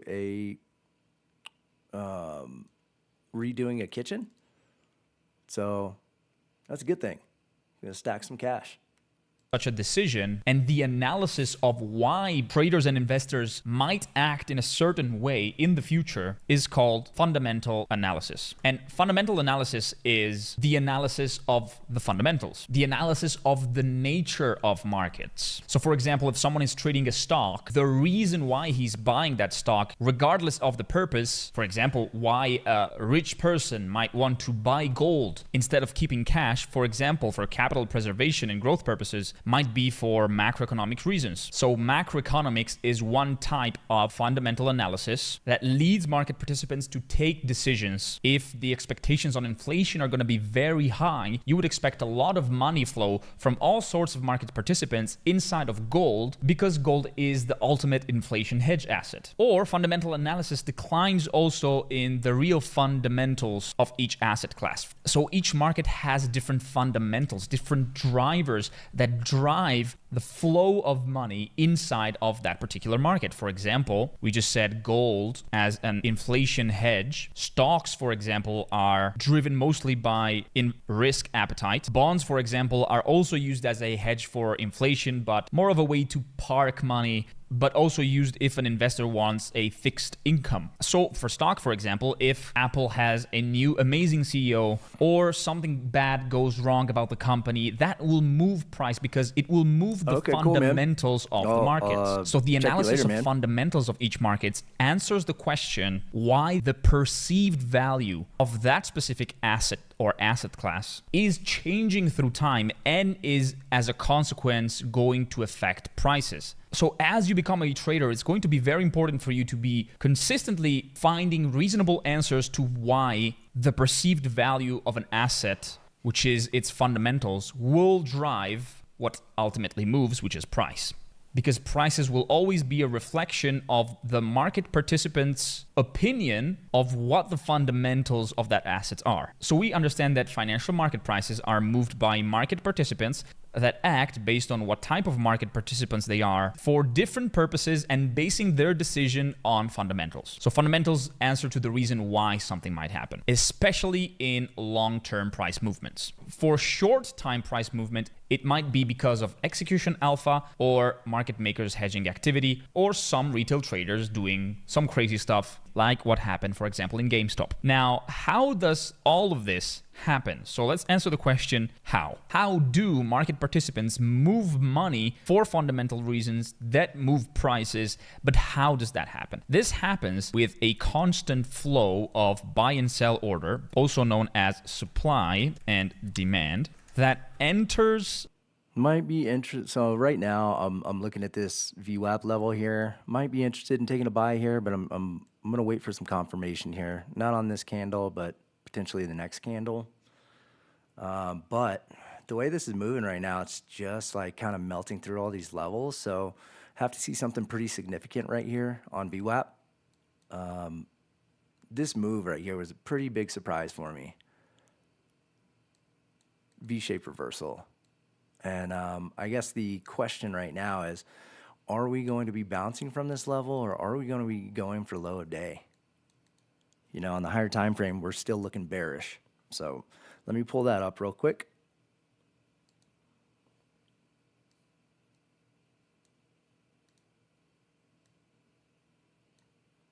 You look at the past couple weeks, we were still bearish. So we might not be revisiting these prices today. This might have been a pullback to continue going short. So we might be seeing low of day prices today. That's a consideration. And if we bounce off this VWAP, it might be short-lived. So that's kind of my line of thinking right now. Oh yeah. This is a crazy move right here. We're watching that. We're watching that video I sent you. The market in the form of order flow or volume. And supply demands is a very easy concept to understand. If there's more supply, if there's a lot of a certain asset, the prices are going to be low. For example, water's price is decently low for most people. But gold, as it's rare and there's less of it, has a higher price, right? Supply and demand. So in financial markets, supply and demand exists in the form of buy and sell orders. And there's a constant flow of buy and sell orders, which we call order flow, that we measure through something called volume. So one stock traded from a buyer and a seller that trade with each other equals one volume. Another thing to keep in mind is if you have moves like this that revisit VWAP, if you just place an order on VWAP, a lot of times you can get at least a reactionary move from hitting VWAP. And maybe it's not a bounce that goes all the way back to the high of day. Maybe it doesn't even go back to some of these areas. But at the very least, a lot of times if you just blindly put, when you've moved this far away from VWAP, you blindly put an limit order on VWAP, you'll get a nice pop off of it, a reaction. So right here, that's 25, 30 points that it's just bounced off of. It doesn't look to me as though it's ready to completely bounce off of this area, but at the very least, it can provide a scalp if you just blindly put that limit order down here with tight risk. Volume. So volume is literally the amount of transactions that happen in the marketplace. And we can analyze this flow of orders and we can access through a data feed this constant flow of buy and sell orders to understand if there's any sort of imbalance in the auction of these orders, because these are traded in a so-called double auction, which we'll get deep into later. And the analysis of the market based on this double auction mechanic is also called the liquidity auction theory or auction market theory, which is what we will use to analyze both volume and price. And then we have the last two questions, which are relatively less important, but still important, which is where? So in which markets is the money flowing? The answer to this comes from something called intermarket analysis. So analyzing how certain markets perform compared to others and understanding if money is flowing out of a certain market, in which other market is it being poured in? And when can be anything related to analyzing market cycles, such as seasonal analysis or intraday seasonals, also known as situational analysis. So by answering the basic question of logical analysis, we can understand what we need to consider, what we need to study. And the main things we will need to study is what moves, how it moves, and why it moves. And then we can add where exactly, in which markets, through intermarket analysis and market cycles, and when, as in cycles.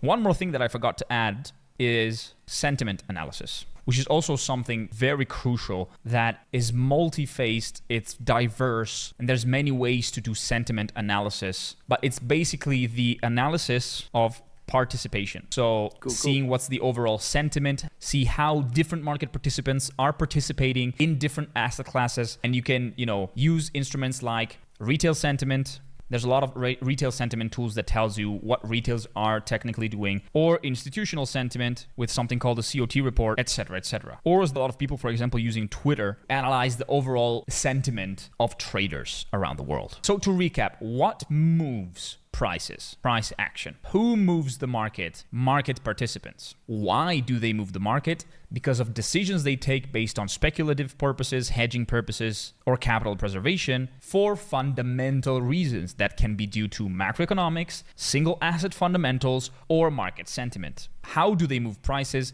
Through a constant flow of buy and sell order, also known as order flow. So through volume. Where do they do it? In different types of markets for different reasons. When do they do it? In different times of the year, in different times of the day, in different times of the macroeconomic cycle, and in different time of each day. So this is the clearest framework you can have to understand the basics of the markets. Now, before getting deep into the why, let's first understand the how. So understanding how prices move through what we call the liquidity auction theory. And you know what? I think I'll just give you the whole map so you can review it if you want. I'll send it on my Telegram chat that you can find in the description below. So the first step of the liquidity auction theory is market mechanics. So let's understand that one first. This is the price ladder. So lower prices, higher prices. And let's say the current price is 100. So as we know, what drives price up and down is supply and demand. So a constant flow of buy and sell orders. And let's see how these orders actually interact, because there's two types of orders. You got sell orders at higher prices and you got buy orders at lower prices. These are called the bids. These are called the offers. And let's imagine this is the price, for example, of Bitcoin, just to make a relatable example for you gamblers. And let's understand it at a glance with this animated video. So these are people offering to sell Bitcoin. These are people offering to buy Bitcoin at different prices. So these are buy and sell offers. And this is the first side of the liquidity. These are also called the market makers. This is passive liquidity. Imagine it just like in an auction where they sell paintings of a famous artist. Imagine all of these being the goods being sold at the auction, being offered at the auction. Price will not move if someone in the audience will raise their hands and says, hey, I am willing to pay a higher price. But the difference is there's not just things being sold, there are also things being bought. That's why we call the auction of financial markets a double auction, because it works both for price going up and also for price going down. Now let's put them all on this side. So if this is the paintings of Da Vinci sold at the auction, then you have the auctioneer or the middleman, the guy with the little hammer, which is the matching algorithm of, for example, the exchange. It can be Coinbase or Binance or whatever. For futures, it can be the CME. For stocks, it can be the New York Stock Exchange or whatever stock exchange. Doesn't change. It works exactly the same for all financial markets. So maybe a guy named Fabio decides he wants to buy market one of these Bitcoins that are being sold. Which one will he take? Of course, the one at the lowest price, which is 101. Let's say he wants to buy 3 Bitcoins, right? So his order will be sent from the broker to the matching algorithms that through a first in, first out system will match it with this order and this order, because he needs to buy 3 of them, right? So he will be able to buy 1 here and 2 here. So these will go here into the matching algorithm, and Fabio will be long 3 Bitcoin, 1 Bitcoin from here and 2 Bitcoin from here. And so the current price from here will move first here and then here. So if there was a candle that opened here, the candle will go first here and then here. Now let's say another person comes named Patrick, and he decides that he wants to sell Bitcoin. So he wants to sell 4 Bitcoin. His order will be sent as well to the matching algorithm that will try to match that sell request with the best possible price where there's at least a buy offer. So he will buy 3 from here out of those 4, and 1 will be filled here. So all of these orders that were filled are not going to be in the order book anymore. Here we'll only have 3. 1 of them got here. And now the price would have gone here and then here, because that's where the last order got filled. The last match was made. And so the candle will tick below, turn red, and live a wick above where it used to be, because this is now the new price. So as you see, price is always determined when an aggressive buyer or an aggressive seller choose to accept any of the offers made in the order book. So aggressors are the price mover, because remember, Fabio could have just, placed buy offer there without having to accept a slightly worse price, and he could have just placed a buy limit at 98 instead of having to buy at worse prices. He could have paid 98 for the same thing he paid 102 for. But there was no guarantee that a seller would have accepted that offer, right? So the fact that he was not willing to wait, but he was okay to pay a higher price, a slightly higher price, that's why we call it aggressive orders, because they're not waiting. They're kind of in a FOMO. I need to buy now, and I am willing to pay a slightly higher price. I'm willing to pay something called the spread, which is the difference between the best ask and the best bid. This is called spread. So whenever there's a low level of liquidity between the bid and ask, we say the book is thin, because there's not a lot of liquidity. And by liquidity, we mean this. We mean orders in the book. Someone who can be our counterpart and makes it easy for us to trade. So the second step of understanding the liquidity auction theory is the auction market. You have to catch a plane. Wi-Fi is horrible. No trades today. See you tomorrow. Good luck the rest of the day. Thanks, brother. Appreciate it, man. Have a good flight. Hopefully see you tomorrow, man. Take care. Theory. And as we have understood, price are mostly driven by big operators, whales. You've been injured in a car accident, insurance company offer you $8,000 for a rear end crash. That ain't an offer, partner. That's Big banks, hedge funds, institutions, people with big amounts of money. And you understand that, for example, if Fabio were to buy, in the previous example, 1,000 Bitcoins, he would have to buy 4 here, 8 here, 10 here, and so on and so forth, and gradually accept really, really worse prices in order to get that 1,000 contracts, 1,000 Bitcoin fill. So the first pillar of auction market theory is that smart money prefers slow and liquid markets. Because they have such big orders, they will fraction them, and instead of buying 1,000 contracts right away, they will buy them bit by bit. So you will see often price stay in a situation of, we say, consolidation, where there's no clear direction of price. And sometimes, yes, price do. But smart money prefers slow and liquid markets. So they will split their orders and slowly put them into the market rather than having to put them in the market all at once and move price super, super fast with one big order. And this happens when the market is agreeing on a price, because the aggressive selling pressure and the aggressive buying pressure is pretty even on both sides, and it's creating a situation of balance. So whenever price is like this, we call this a balanced market, or a situation. It's looking to me like we are either going to continue down or we are going to consolidate right here before we bounce. But, you know, my thought on price action today, this is a pretty big surprise here. We did a V-shaped reversal. And if we do consolidate here, maybe we can bounce back up. So far, what I'm saying is not conducive to us just reversing and bouncing back strongly just yet. Now, like this candle right here is starting to look like maybe we want to start moving up. But I'm also watching, let me show you what I'm watching over here.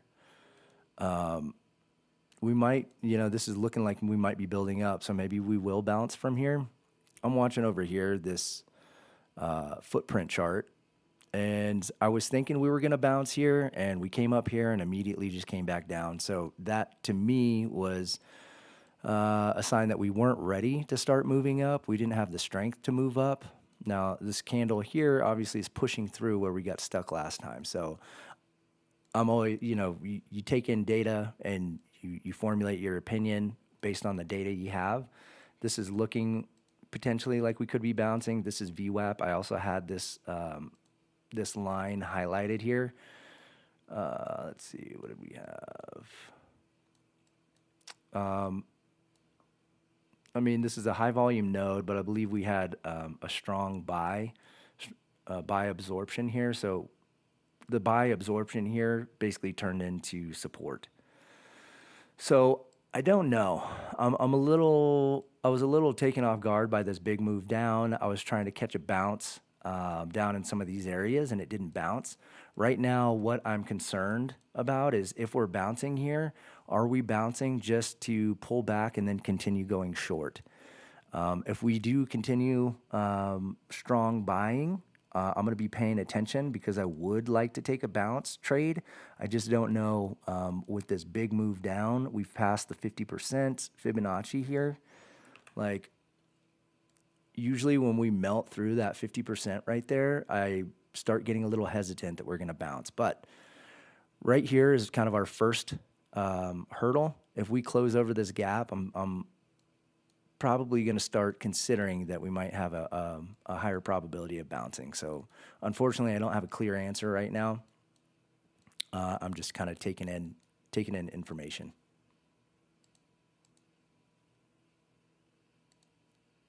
Of fair value. And what fair value means is that since the market is influencing prices through buying and selling aggressive pressure that's based on the value the one thing of I the will say underlying. is if you're looking to take a bounce, I mean, you do have a good shot at a good risk to reward trade. You place your stop below here if you're entering. And we got a lot of room up here. I'm just a little worried about how strong this move was down. So I don't know. I would be careful. I would be trading small size right now. And then, you know, keep your risk tight because it looks like this could continue going down potentially. Asset or the perceived future value of the underlying asset, both aggressive sellers and aggressive buyers are agreeing that this is a fair price both to trade, sell aggressively or buy aggressively. Then this is where smart money prefers to trade. But then something might change in the perception of the future value of the underlying asset that will drive aggressive buyers to be ready to accept higher and higher and higher prices. Also, one thing, if you're looking at this footprint chart over here, this up here looks like it created a ceiling. I'm always looking for areas like this where you have if you're not familiar with order flow, this highlighted area right here is called the point of control. It's where the most volume was transacted. And I'm always looking for areas that are like candles that are top heavy or bottom heavy. This is top heavy on the buy side, so we had a lot of absorption up here. So we got passive sellers sitting up here waiting for price to get up here, and as buyers try and push price higher, those sellers are just accumulating those buys and not allowing price to go higher. So that's what I'm seeing here on the footprint chart, that we might have resistance up here that's preventing price from moving higher. It kind of looks like that could be the case over here unless we're just consolidating. But what I'm going to do right now is I'm going to draw out the high right here, and then I'm going to draw out the low here, which we might just take out right now. You know, we might just continue going lower. And if we go lower, I'd probably anticipate this price getting hit or this price getting hit. This is the point of control of the regular volume profile. So if we continue going lower, I'm probably looking at these areas, and I'm going to analyze what happens here and see if we could have a potential bounce from this area. But right now, everything's looking pretty bearish. And when you look at, oh shoot, I didn't even have that here. When you look at the higher time frame, we're looking bearish on the higher time frame. So let me pull out here. You know, we've got this move. We keep kind of digging into lower prices. And today, this is today. You know, we make a move up here, we hit this fair value gap right here, and we aggressively start moving down. So it's looking like it's definitely a possibility that this move continues to go to lower prices because we've completely inverted this whole move up. So I would just be careful with longs. As we saw in the book, because if this is the current price, as we said, we have sell liquidity, sell liquidity, sell liquidity, sell liquidity, sell liquidity, right? So if the value of the underlying asset is such that aggressive buyers are ready to pay a slightly higher price just to get filled, just to get their hands on that asset, that's what drives price up. So for example, the market will buy some here, some here, some here, some here, some here, some here, some here, and every time they buy some, tuck, tuck, tuck, tuck, tuck, price goes up, up, up, up. But it's not like buyer necessarily like this. Ideally, they would like to buy just here or even lower without having to pay a higher price every single time. So price going up and accepting all of these sell-after is showing us is a search for liquidity. They would hope that there's a huge liquidity over here already, ready to sell back to all of these aggressive buyers, but there's none. There's not enough liquidity. And so what's basically happening is there is this phase of imbalance or price discovery, which some people like to call fair value gap, which is a name that overall I'd say makes sense because it's not exactly a gap, but it's absence of fair value because the market is not agreeing that that's the fair valuation for that asset. And so this phase where aggressive buyers are willing to accept higher prices will eventually stop, or at some point they will find more resistance from passive sellers, and aggressive sellers will start to consider these prices fair as well.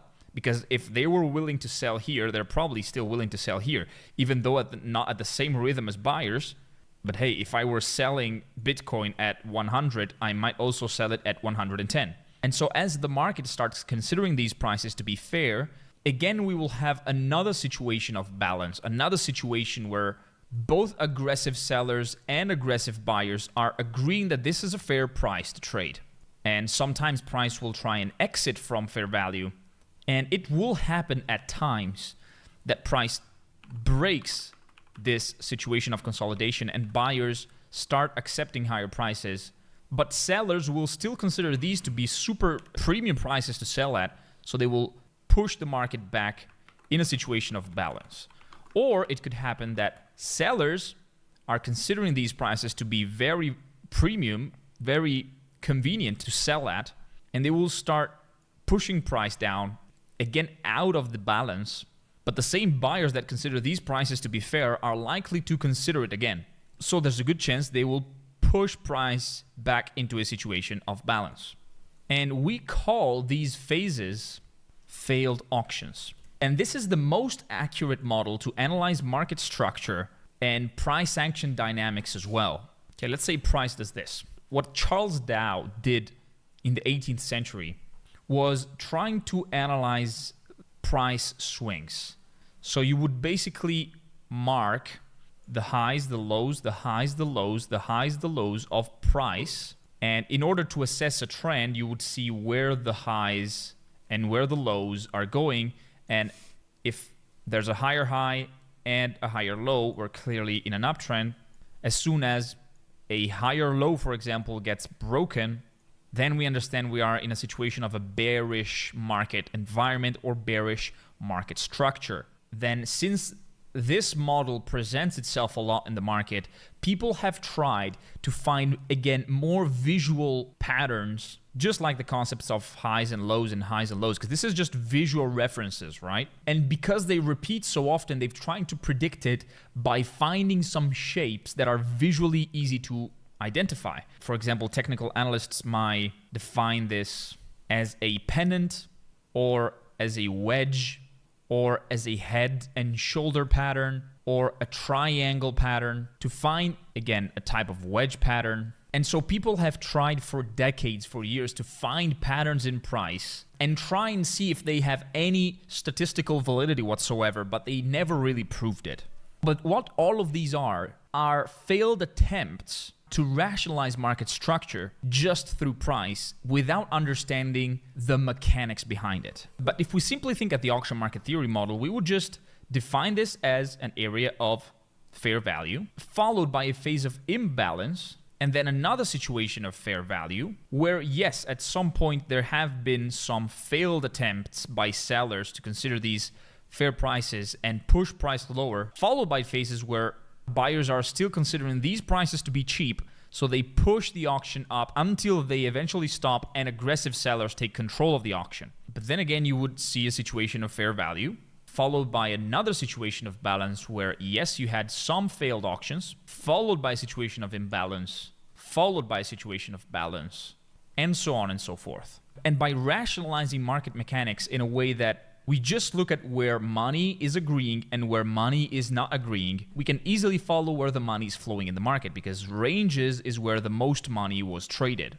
And so if most of the money was traded here and now most of the money was traded here, we have an absolute objective indication of where the money is going. Because as we discussed in our model, here is where most of the time is spent. Most of the big orders are slowly put in the market and fractioned.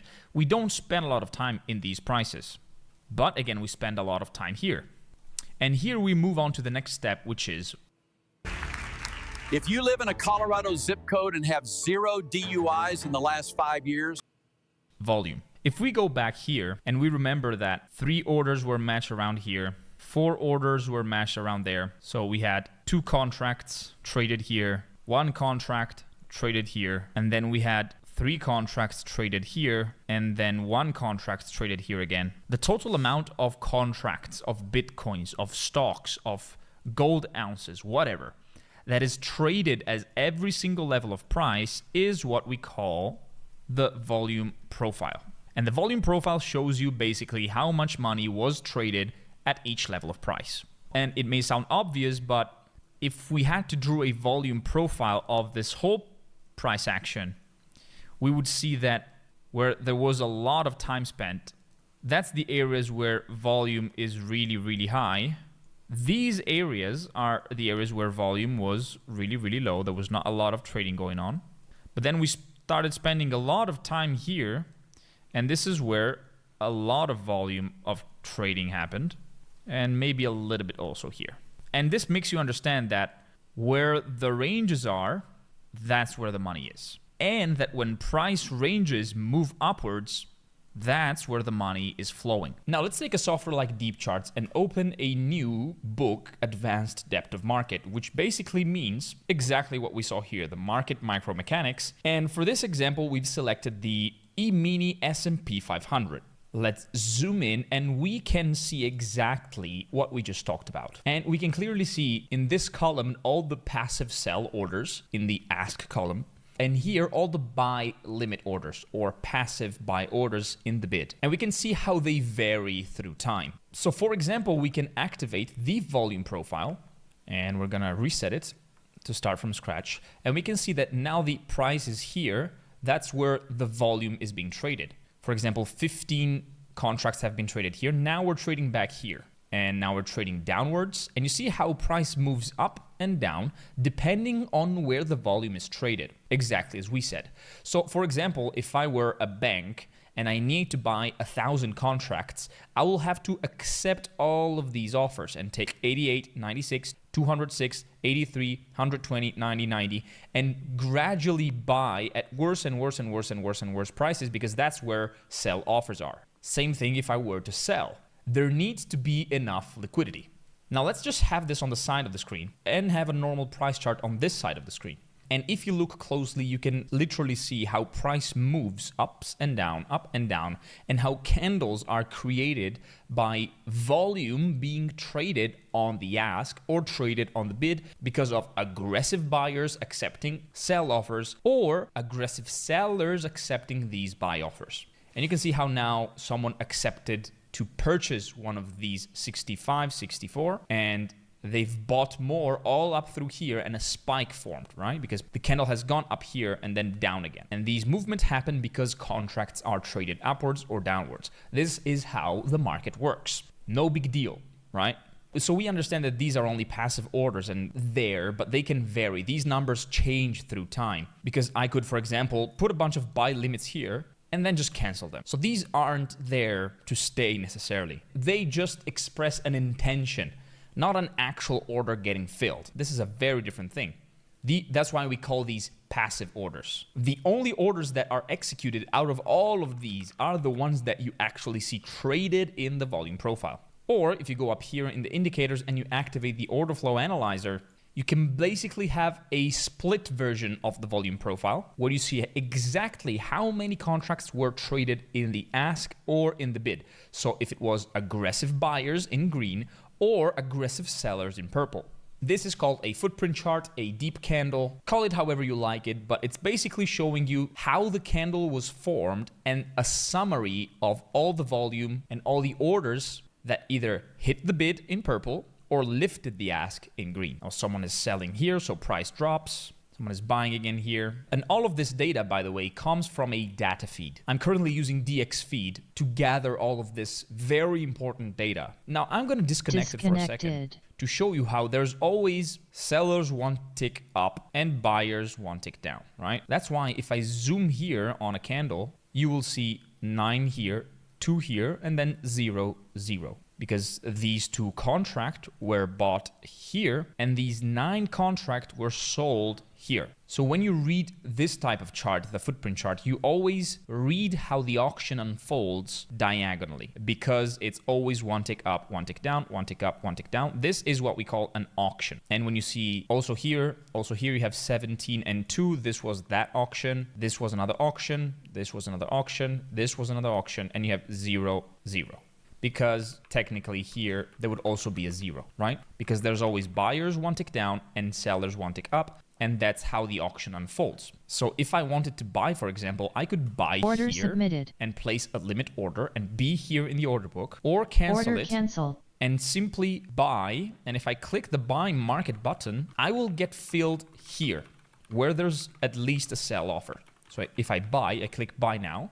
Order filled. You can clearly see I bought exactly there. My order got filled here, which is exactly that side of the auction. So I basically accepted a slightly higher price, a 0.25 points higher price, as long as I could get my hands on a seller, right? Because I didn't want to wait until someone sold to me. If this mechanism of the auction is not clear, please rewatch it a lot of times until you fully grasped and understood the concept, because we're gonna need it later. Now let's reconnect to the data feed. Connected. And price eventually went up and a lot of buyers started stepping in, and I'm currently earning money in this. This is just a demo account though. And for example, I could put my take profit, I could drag the take profit, and as you can see, it's -1 limit. Order submitted. It's a limit order, right?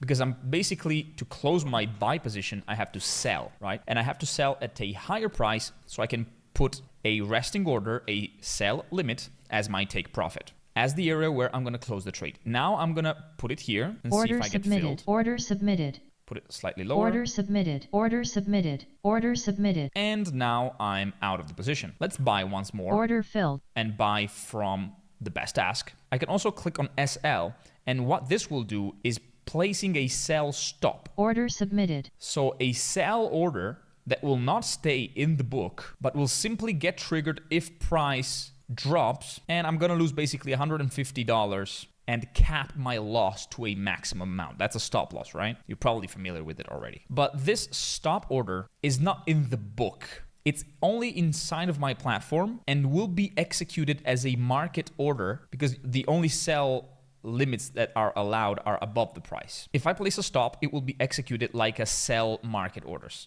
It's like I'm basically telling my platform, hey, when price reaches this 6803.75, execute my order at the best price like you were selling market. And this will close my trade. Order canceled. Or to close my position, I could simply sell market. Order and as you can filled. see, I sold here in this side of the auction. And with this, the mechanism of the auction should be clear for you, and we can move on to a deeper level. Since markets often go this way, they often go up one tick, down one tick, up one tick, down one tick, up one tick, down one tick, and so on and so forth, as you see it's doing now. Constantly going up, down, up, down, up, down, up, down. There are some specialized firms that are called market making firms. And what they do is exactly this. They always sell at the best ask and they always sell the best bid. So they always quote both the ask and the bid to earn the uptick, downtick movement and earn the spreads that traders pay. And this is a massively profitable business model, by the way. And why this is so important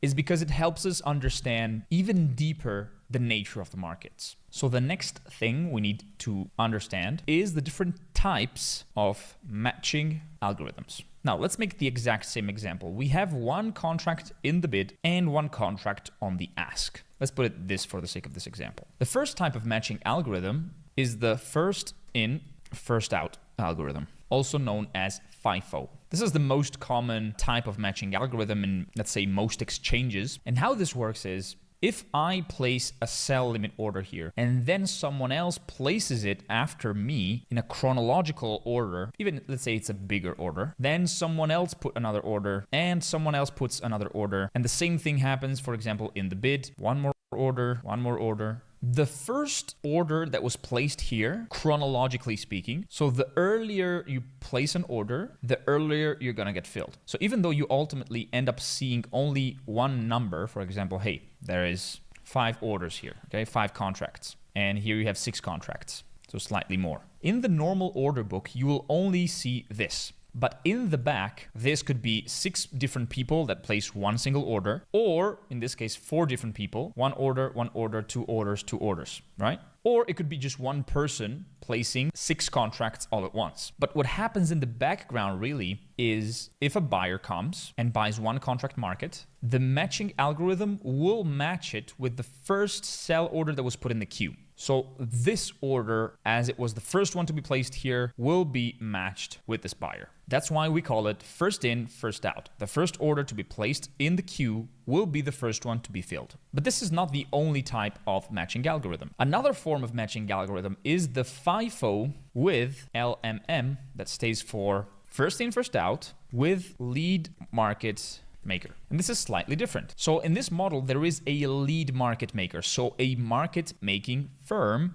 that is both quoting the ask and the bid. And there's basically an agreement between the exchange, let's say it's the CME, the Chicago Mercantile Exchange, and a market making firm. Let's say it's Citadel Securities, one of the biggest market makers in the world. And with this type of relationship, the market maker will make sure to always provide liquidity to the CME, and the CME is happy because people want to trade there because there's always someone to buy from and someone to sell to, aka the market maker. This service is also called liquidity provision, so the market maker acts as a liquidity provider for the CME. In exchange for this service, the CME will grant the market maker with different formulas, but for example, let's say 40% of aggressive volume. This way, the market maker can profitably run his business and have some guaranteed flow of buyers and sellers, and basically do like we just did and earn from uptick, downtick, uptick, downtick, uptick, downtick, and earn a spread. So the market making business model is to earn a spread. The business model of the CME is to facilitate trading, and the goal of traders is to get filled at a decent price and not pay a huge spread. So if this matching algorithm is in place, and let's say that 10 buy market contracts are entering in the market, and let's say this is our market maker liquidity. And let's say we have 10 orders here, and some of them are placed here by the market making firm. Well, in this case, out of these 10, 4 of them will be saved for the market maker, and 6 will be granted to the rest of the market participants that placed their orders here. So in this case, even though someone might have placed orders here before market makers did, market makers will still have a priority, up until 40% of the total aggressive volume coming in the market. But there's only one problem here, and let's get back to our chart. What happens if, let's say I do this, I sell here and buy here, right? If price happens to go the other way, I'm losing money, right? Minus 12. Let's see if price starts going to one direction, right? Okay, now I just earned some money. I'm gonna sell back again here. See, now price is moving lower and I'm losing money as a market maker. And I'm, again, buying and selling one tick, buying one tick down, selling one tick up. If the market take a clear aggressive direction, I will be losing more and more money. And for example, here, I will be still buying here and selling here, right? Now let's do it again. Let's sell here and buy here. And what a market making firm looks like, it's actually like this, right? This is the book of a market making firm. It will always sell to the ask, sell in the ask, buy in the bid, and up and down and up and down. Well, you clearly understand if price suddenly takes a very firm and constant direction, you will sell, and keep losing money basically. So the risk of a market maker is that price will start going in one direction without doing downticks. Because if it does this, the market maker business is still profitable, right? But if price just goes tick, tick up, tick up, tick up, tick up, and without any tick down, they don't get a chance to close profitably their position. As you can see, also it's happening now. I'm losing $62. Now we got very lucky because price is just going up and down. So market makers are not happy. Whenever there's a flat action, they're happy. Now we're booking some of that profit. Let's see. Yeah. So what will happen is the market makers will provide liquidity under one condition only. They can not provide liquidity during macroeconomic data releases. This is the only condition, because when a new macroeconomic data is released, let's say for example in 2021 inflation was a big problem and the stock market was super bearish because of fear of inflation. And if a new inflation data came out and it was suddenly really positive and inflation was going lower, calming down more than the market expected, it's very likely that the stock bulls will be happy and keep buying. Well, who they're going to buy from are dear market makers, because if they're constantly quoting all of the ask and suddenly they're all bought, they're losing a lot of money. So what they can do during macroeconomic news release is basically delete all of their orders, okay? For example, let's take the latest FOMC data release, which happened September 17th. And let's see what happened in the footprint chart during that release. Well, you do see something interesting here. See a lot of zeros, a lot of zeros. What this means and what this signals us that is happening is there's a lot of buyers accepting all of these sell offers, even though they're very little, as you can see. And there's little to no aggressive selling. Literally zero aggressive selling. If market makers were to constantly be the sellers of this movement, they will be losing money all the way through, right? And they do not want to take that risk. That's why they delete all of the liquidity. And I'm going to share with you a clip now that will make you exactly understand this phenomena of spread widening. Same old cycle, pass, profit, maybe get a payout, then tilt and lose all progress in one day. If that's you, pay. When a news is released, such as NFP, CPI, or FOMC, here's what's happening behind the scenes. In every market, there's two types of traders. Market makers in the order book buy and sell orders resting above and below price, and market takers, people actually buying and selling to the best price. When a market maker and a market taker agree on a price and trade, that price becomes the current market price. So a market making firm will provide liquidity by placing both buy and sell limits. So its business model is to sell at a slightly higher price and buy at a slightly lower price from and to all traders who buy and sell market to earn a spread. This is a massively profitable business. But if the market would start rising all of a sudden, maybe because the Fed has finally cut interest rates, Good afternoon.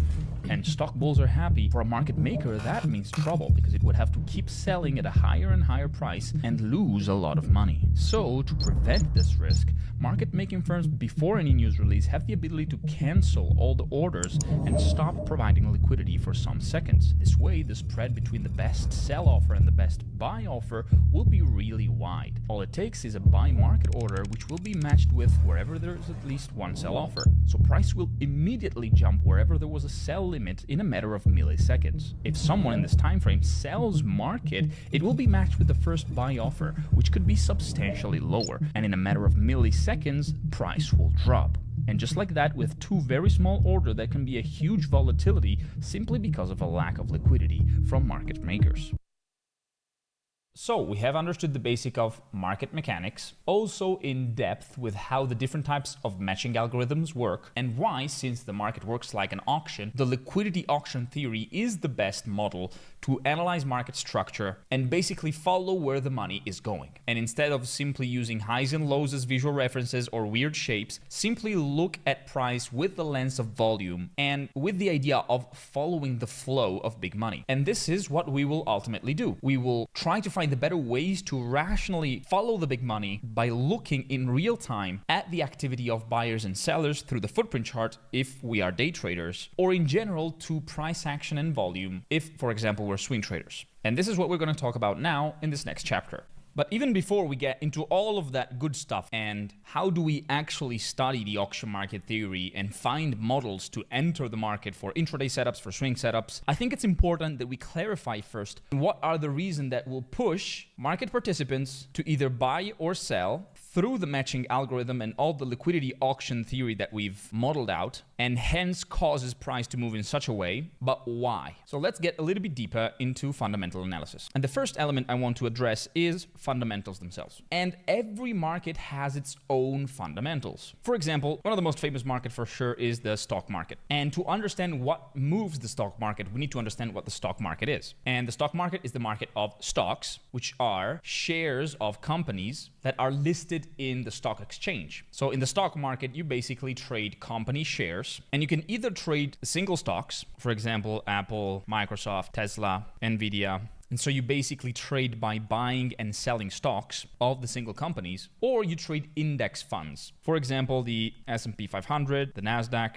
the Dow Jones, or the Russell, where, for example, the S&P 500 holds together every single stock, the top 500 single stocks, and by top 500, I mean the 500 stock with the highest market capitalization or market cap of the entire American stock market. The NASDAQ 100 takes the top 100 companies listed at the NASDAQ. The Dow Jones Industrial Average Index, or Dow Jones 30, takes into consideration only the top 30 companies, but mostly from the industrial sector. And the Russell 2000 takes, for example, small cap stocks. So you have different index funds that are composed of slightly different companies, and they have a slightly different composition of single stocks. And here is an example of the entire S&P 500 visualized. This is a graphics from Visual Capitalist. Shout out to them. And in 2023, for example, these are the different sectors. You have the info technology sector, you have the financial sector, so companies like Apple, Microsoft, Nvidia, Adobe, Salesforce, Intel, AMD are all tech companies. Then you have, for example, Pfizer, Johnson & Johnson, that are part of the healthcare sector. In the financial sector, you have Berkshire Hathaway's, JP Morgan, MasterCard, Visa. Then you have the consumer discretionary sector that includes stuff like Amazon, Tesla, McDonald's, Nike, Home Depot. And they're considered consumer discretionary because they're discretionary. So they're not primary goods such as,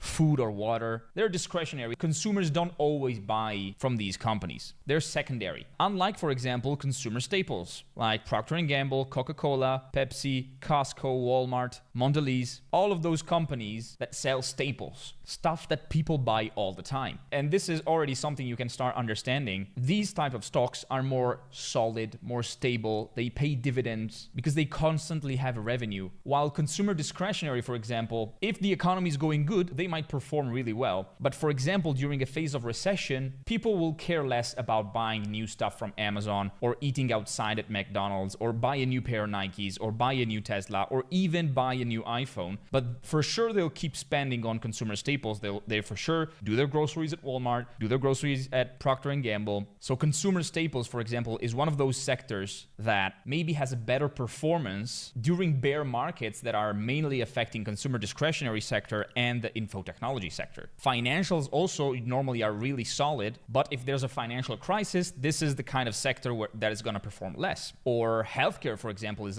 another really evergreen set of stocks because there's always going to be a need for healthcare, whether the economy is good or the economy is bad. Then you have the energy sector, which is heavily influenced, for example, by oil prices. You have materials, utilities, real estate that, for example, is very much affected by interest rate policies decision because, as you know, most of the real estate is bought through loans, and the interest rates you see in loans are determined by the interest rates set by central banks. So central bank decisions on monetary policies will affect the financial sector a lot and the real estate a lot. And so you already start understanding in general the different types of sector, how would they respond to the economy. But in general, the stock market, the reason why it moves, so the fundamental reasons, one of the main drivers of the stock market is risk appetite. So in general, the stock market, when you invest in a company, so why an investor, a person with big money, should or shouldn't invest in a stock, it is typically because they expect the company valuation and the price of that stock to grow. So for growth. Or because, for example, it's a company that pays a lot of dividends. For example, a company like Tesla didn't pay dividends at all to its investor, but it had an intense growth in its price that generated a return for investors, but it does not pay dividends. Coca-Cola instead is a company that pays a lot of dividends, right?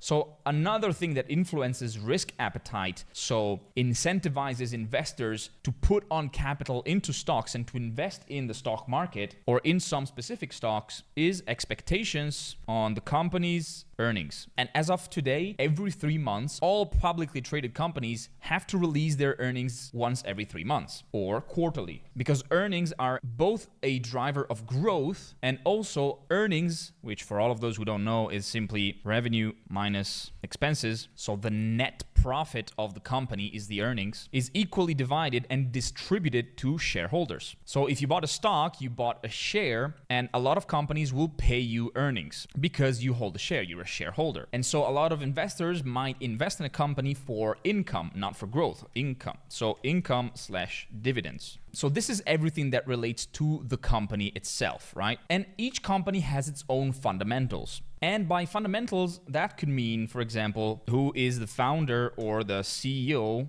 of that company. How trustworthy is him? How are the financials of the company? So you basically take the balance sheet of each company and analyze their earnings, their EBITDA, their leverage ratio, so how much in debt they are, and their financial solidity overall. Another crucial thing is how is the sentiment of markets towards the sector they operate in. These are all parts of the fundamentals of the company. And of course, it's a part of the fundamentals of the stock market in general, everything that relates to the economy they operate in, or the macroeconomic context. Of course, if the overall economy is expecting to shrink drastically, that's not going to help stocks go high. It's going to decrease the risk appetite, and investors maybe take money out of the stock market into a safer type of asset. So if the macroeconomic content is overall good and there's a positive sentiment about the economy, the stocks tend to be bullish. If there's likely to be a recession, this is typically bearish. But always remember, if during recession stocks are bearish, doesn't mean that that money is being lost or burned. Like some newspaper like to say, trillions of dollars burned in the stock market in a single day. Yeah, but it doesn't burn. It just moves somewhere else. Because markets are just this. Money moving where it thinks it will get a better treatment. And the macroeconomic context is heavily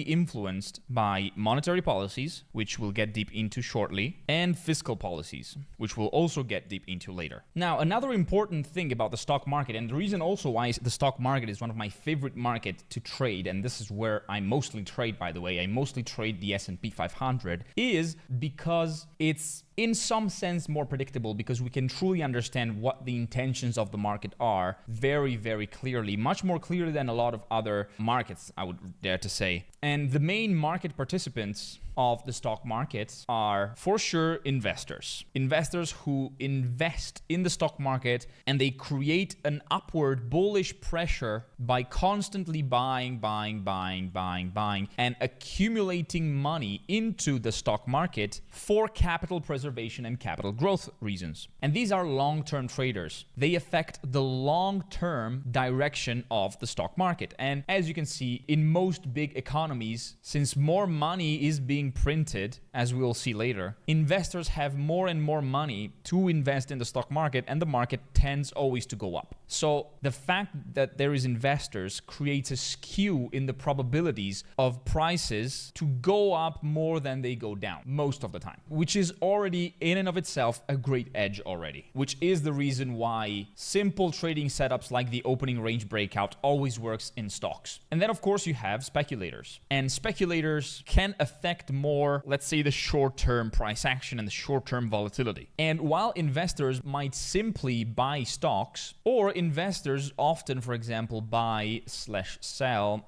ETFs of certain index funds or of some specific sectors. Because, for example, each one of these sectors of the S&P 500 has its own ETF. Speculators instead, together with just using single stocks or trading ETFs, they will also use derivative contracts, such as futures of index funds, and I would say mostly options. And all of these are derivatives, but they are such huge markets that they end up affecting the underlying asset. Because you should know that a future, an option, a CFD, it's a derivative contract because it derives its price from the underlying asset, right? But if most of the volume is traded in future contracts and in options, the hedging activity or the arbitrage that can happen between different markets will affect the stock prices itself. So as you will see later, sometimes options especially are the underlying asset themselves. And also both speculators and investors, but just the big ones, trade in something called dark pools, especially single stocks. And dark pools are a different type of exchange that is not transparent, is not regulated, it's not public, but it's a private pool of institutional liquidity where big investors,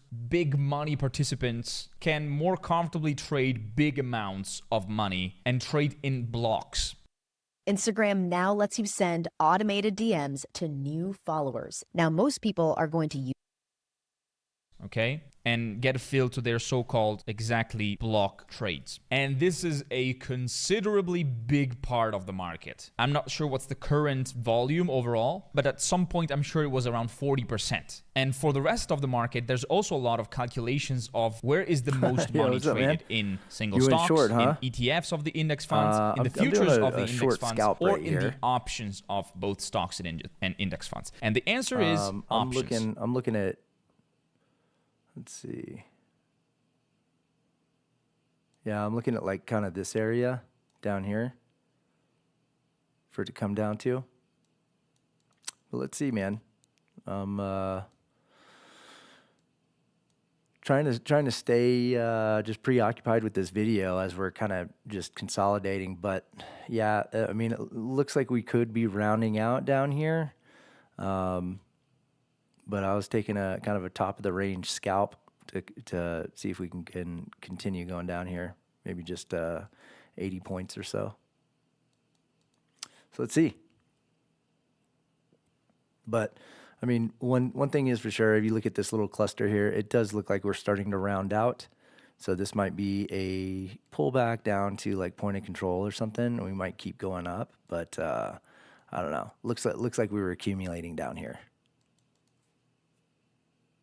Most of the market, most of the public market of stocks and index funds are not traded in ETFs, not in futures. Most of the daily volume happens in options, specifically 0DTE options, which became very popular in the last few years for both retail traders and institutional traders. And this leads us to the third big market participant of the stock market, which are market makers or market making firms. The same ones we saw here, like Citadel Securities, which are market participants that are basically liquidity providers that earn a spread. And the biggest one and most influential ones are option market makers for sure. Because as most of the notional volume in the stock market is traded through options and specifically 0DTEs, the way market makers stay neutral and basically hedge their position creates a flow of hedging orders in the futures market and in the stock market that, according to some estimate, is around 10% to 15% of the total volume,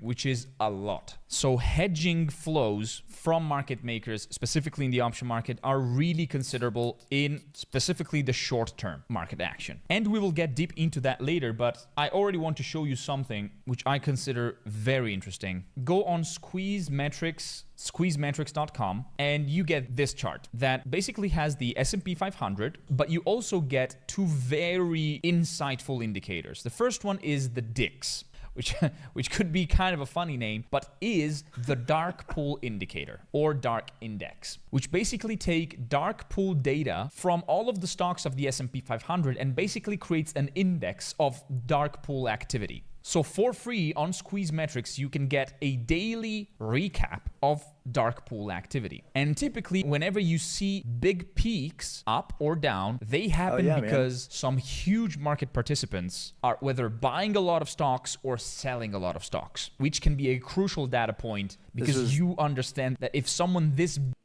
was the rejection from this morning. And we also had some rejection here yesterday. A little bit lower here.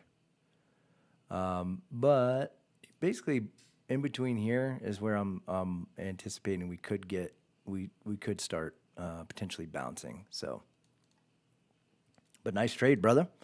Hell yeah, get it. Big is joining the party or quitting the party. Then he might know something you don't, and we might want to be careful. It is not random that these short peaks in the market happen right before a big stock crash. And instead, the high peaks happen right before big bull runs. And this is one of the indicators you get here. Another one you get here, which is very insightful, is the GAM exposure. And the GAM exposure is, to properly explain it, it takes a little more knowledge on how options work. And we will do that in this video because I truly want you to understand it. But for now, just know this. When the GAM exposure is in the purple level, we typically expect volatility to compress. And when the GAM exposure is in the yellow area, we expect swings to be much more volatile because of the hedging flows of options market maker that I was mentioning. Hell But we'll yeah, get man. into how that It's a works nice later. trade. That's now 100 this points. is the chart of least the from where it S&P was at. 500 index, or the SPX on TradingView. Let's use the monthly chart and set the chart on logarithmic scale. Well, you can clearly see it has a very clear direction. Let's put a line chart and let's walk through a little bit of the history behind it, because you're probably familiar with the stock market bubble of 1929 and the following stock market crash, where the stock market lost 85% of its value. This was a clear example of a bear market unfolding, a bear market where investors who invested their money here basically saw their value wiped out and had to wait more than 20 years to see a profit. But in general, markets tend to go up, and sometimes a crash happens. This is the crash of the 60s, the crash of 1966, of 1969, and the crash of the 70s. And unlike the Great Recession of the 1930s, all of these bear markets recovered pretty quickly. And so the stock market has this V-shaped reversals that happen because people bought the dip, right? Because we expect stocks to go high, and when everyone panics, typically it's a good time to buy. Another famous stock market crash happened in 1987. In the 2000s, because of the explosion of the stock market .com bubble, and then again in 2008 during the housing crisis and the great financial crisis. And then other important bear markets happened in 2015, in 2018, and during COVID. Then we had another bear market during the inflation crisis of 2022, and the last big buy the dip happened during the Trump tariff war. And these are the main things you need to know about the stock market. And I would say the little brother of the stock market is the crypto market for sure, because one of the main drivers of crypto is risk appetite.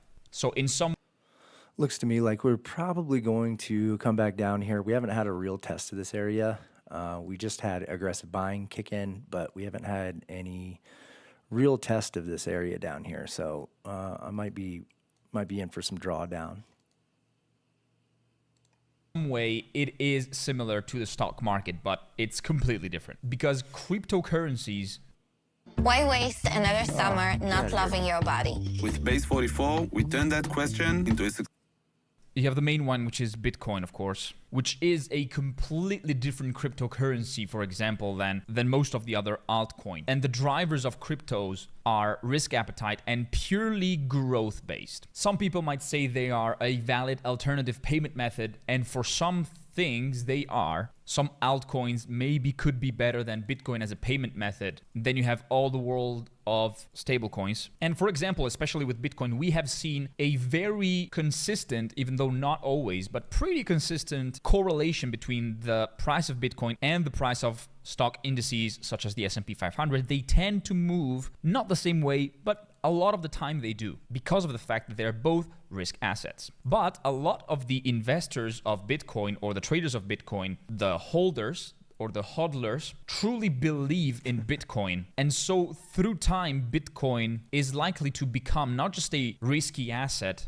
but treated almost like a digital form of gold, so a store of value. Most altcoins, I would say 80% of the altcoins, are mostly attractive to gamblers. And with altcoins, there's a lot of insider trading. You could trade them with market sentiment, because the cool thing about cryptos is they're more transparent than most markets thanks to the blockchain, which is mostly public. So you can follow the trades of all market participants, the big ones and the small ones, with a very high level of detail, and do the so-called on-chain analysis. And specifically with altcoins, meme coins are the favorite tool for pump and dump schemes from scammers, influencers, and even politicians at times, where they pump price up, they sell before anyone else can, to go down and then 20 they points. lose all of That's their quite a value because they bit. have no intrinsic value I think I'm whatsoever. early So on this, while with long Bitcoin here, but and let also me see other what I think. altcoins such Check as out, XRP or even ES. Ethereum, you could argue that there is some level of intrinsic value. With meme coins, it's just a pure lottery. It's pure casino. And some people might get lucky, some people might not, or some 40 people down might to be 20. aware that Yeah, it's a that's quite a casino dip. and place themselves smartly on the right side. There's a lot of successful traders make of sense. meme coins that simply take advantage of the dump money there and take smart decisions instead. But this is not going to be part of this course that we're doing. Even though for more liquid cryptocurrencies like Bitcoin, you could use roughly the same models of the liquidity auction theory because there's a lot of big participants now involved. And now ETFs are involved and there's more and more institutional interest in Bitcoin. And it will... Delta looks like on here. But just based on this dip here, I could see another 20 points. Leave this low potentially.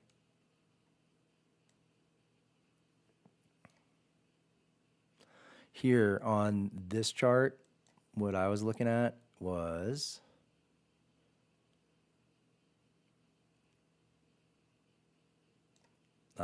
this area right here being the kind of the low area potentially. So it was about 100 points on NQ, where we had a bunch of cell absorption, but that's pretty close to where you're at or where you're trying to target, which is down here. So I probably got some drawdown on this. I hope you get that target, man. That would be a sick trade.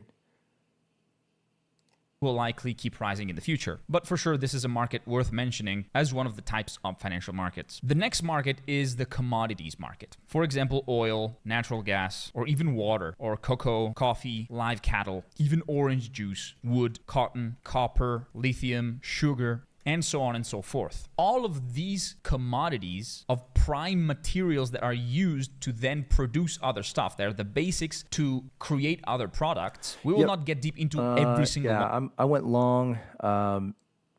This is kind of the area I wanted to start accumulating a buy position based on the cell absorption we had here, aggressive buyers popping out of this low right off the open, and then all the way down to here, which is essentially yesterday, where we had all of these sellers trying to push price lower and them getting held up right here. So aggressive selling and aggressive selling down here and aggressive buying happening out of it. So I think I got some drawdown, but yeah, I was looking for kind of this. I guess from here to here is about 60 points. In this area is when I was thinking we could bounce. One of them now because it would be a very, very long video. It's already pretty long. Oh, it's all good, but they man. mostly revolve around expectations around supply and demand. These are the main fundamentals of each market. So for example, for oil, there are producers that are the supply and the global industry, which is the demand. So for oil, the supply can be the For the meantime, OPEC still looking plus good for your short, countries. though. Big producers is the US, Russia, and Canada. So the global supply is the producers of oil. The demand is the global industry, as oil is used in every possible industry whatsoever. So the expectations around how much production of oil there will be and how much demand there will be because of, for example, how well the global manufacturing industry is likely to be active in producing new stuff. These are the main drivers that drive oil prices. And for example, we have seen a lot of volatility in oil in many instances throughout history where there was a supply shock. So this is the chart of oil. And for example, in 1973, during a war that exploded in the Middle East, and remember, this was a period of time where most of the global oil supply was Arab countries, Iran decided to stop oil production and stop supplying oil, and that created not one, but two oil shocks, where price simply exploded, creating, if we take the inflation rate and put it on top, we can see these two big waves of inflation that were caused by this shock in the prices of oil. And this was all a supply shock. Then also during 2007, there was this huge, also speculative move in the price of oil that then dropped drastically because of the global financial crisis, where we would expect the demand of oil to radically get lower. Same thing happened during COVID, where all the world shut down. So the expected demand of oil dropped significantly and drove traders and investors and hedgers to basically sell oil and even go below zero at some point. Because if everything's closed, there's no transportation, there's no production, that's a shock in the demand of oil. So supply shocks and demand shocks are the main driver. For example, during 2021, 2022, because of the war, both oil prices and natural gas prices had a huge supply shock. And that all happened because of the expectations around the supply and the demand of that asset. The same thing happens with natural gas, with all of these. For example, cocoa, where when you see this, you could think this is basically a cryptocurrency. But what happened here was a shock in prices caused by unexpected weather condition in the countries that are the highest producers of cocoa. And that drove prices up significantly. And this is basically the driver behind commodities. And the participants of this market are big companies that use these commodities to produce. Dude, Fortnite and they is a lot of are fun, the man. demand I'd be usually, down to play. and big Are you gonna producers. be And they hanging out are with a your big dad part, for a big most of the day? portion of the volume. I'd be Because, down for to hop on example, that they today. hedge the risk of prices increases suddenly through futures contract, which Oh, you probably don't it's have a the gaming most common computer type since of you're over at your contract parents'. to trade commodities in. Even though also here you can find options, CFDs, etc., but futures are the main one. And the reason why participants engage in trading commodities is also because of hedging, but also there's a lot of speculation. So also you have big and small speculator as one of the significant participants in this market. But in general, I would suggest you, if you want to be a commodities trader, to study the fundamentals of each market one by one, take your time, and truly understand what is influencing the supply and what is influencing the demand. And of course, even here, the constant, sounds and as good, you will man. see, it's the constant in all market, So is you're gonna macroeconomic you're gonna conditions. get, Because if the overall you're gonna get your work computer and kind of get set up on it. Probably have some like software to install or something. Just get your onboarding done. economy is going really slow, oil prices might fall, and so on and so forth. And especially for stuff like oil, global, international conflicts, and geopolitical dynamics are a huge influence. And the next big important market is precious metals, such as gold and silver. And they are technically commodities, but they deserve a category of their own. And together with the bond market and the Forex market, before explaining you the fundamentals, I cannot explain you the fundamentals of these markets without explaining you how monetary policies work and how money creation works, what is inflation, and laying down some basics of macroeconomics. So the next step is macroeconomics.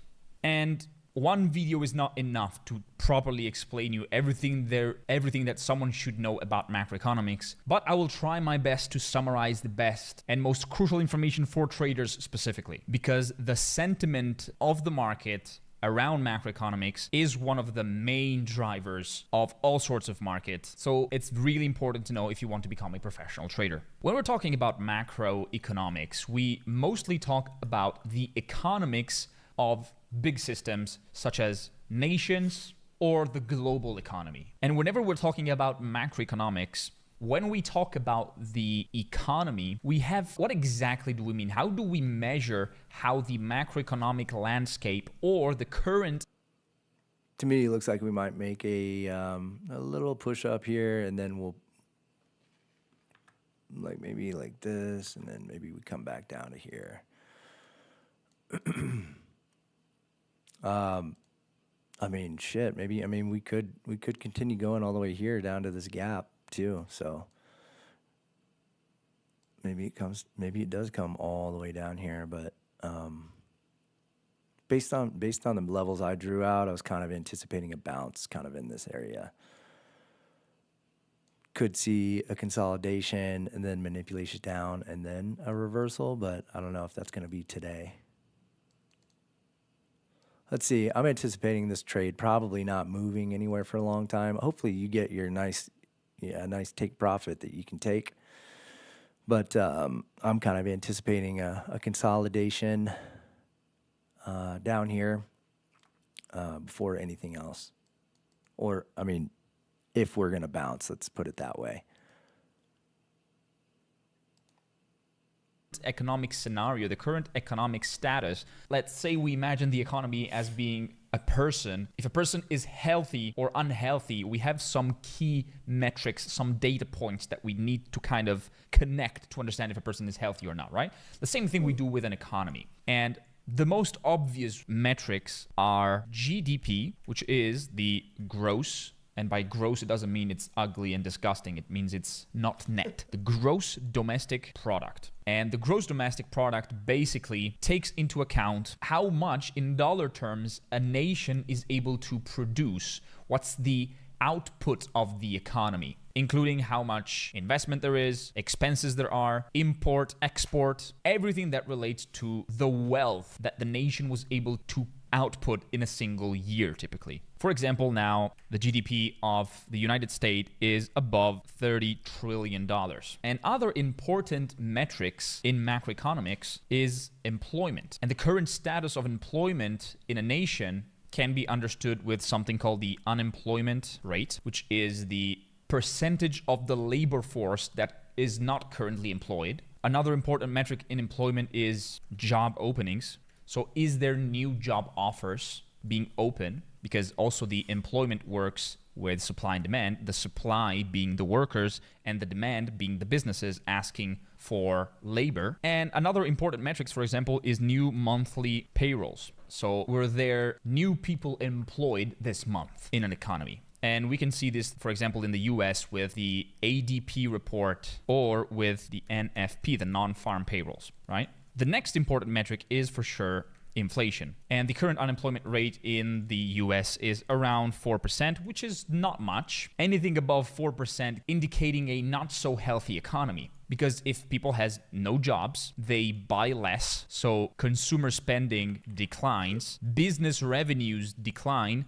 and so businesses will have to lay off workers, which will bring this even higher and bring more unemployment to the nation, for example, right? So probably since Keynes, which is one of the greatest economists of the last century, we've understood that achieving maximum employment in a country and we keep people spending money will make everyone earn more money and have an overall stable growth in the economy. The second or third most important macroeconomical metric in an economy is for sure inflation. And what inflation is, growth in consumer prices. Let's say, for example, a coffee now costs $5. If next year the prices of the same coffee is $5.05, that's a 1% increase in prices. So or a 1% inflation. What does that equate to, like on the chart?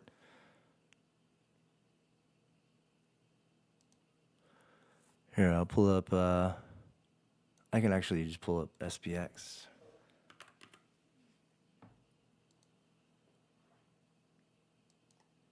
Yeah, what does that equate to here?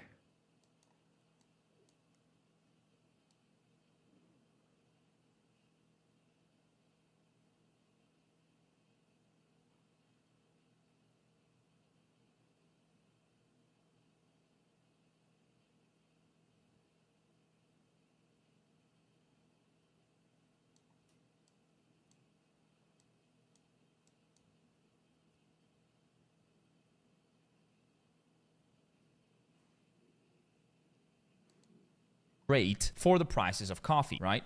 And you have multiple metrics for inflation, for example, in the US, and we're mostly talking about the US because it's the one with the most amount of data and the amount of transparency with economic data compared to the rest of the world. We're not saying it's perfect, but it's probably the best one. We have different metrics for inflation. The first and most famous one is the CPI, or the Consumer Price Index. And for example, I can look for US CPI, United States Consumer Price Index, and I can clearly see that prices mostly go up, okay?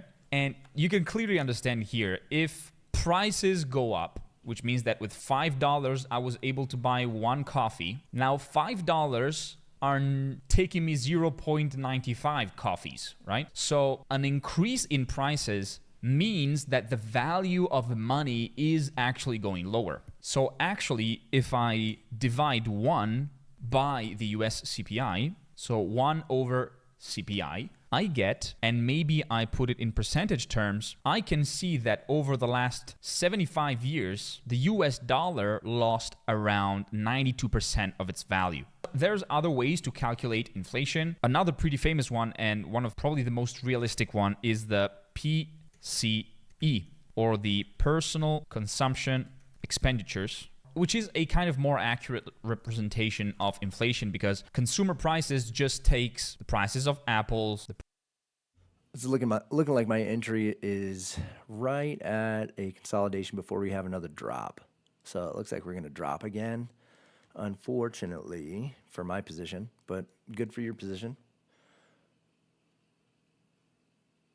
Yep, still looks bearish to me, unfortunately. Prices of oranges, and averages out the overall inflation rate. The personal consumption expenditure instead takes into account the behavior of...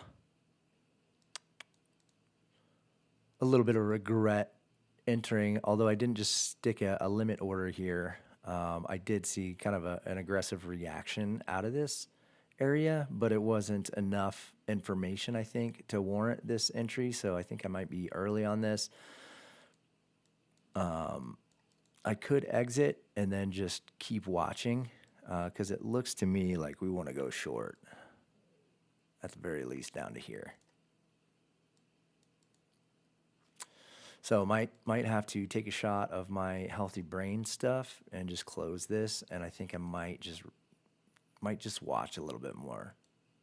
Probably should have just closed it right then before that bounce happened. I only got 1 micro, so I'm not really sweating it. But if I'm trying to get good entries, especially after trying to go long at these kind of these limit order areas, I should be waiting for a little more confirmation, or waiting for confirmation in general, instead of just having this area where I'm looking to buy. I should be waiting to see what's happening on the tape, what's happening in order flow, and how we're responding in these areas. I still don't see a clean bottom put in, so I might exit up here while I have a chance, while we're bouncing just a little bit. I'll take my shot of healthy stuff and then just kind of analyze what's going on in price. There's no bottom here. This looks like a weak low right here that we're going to run through. So probably start analyzing as it gets lower down to here.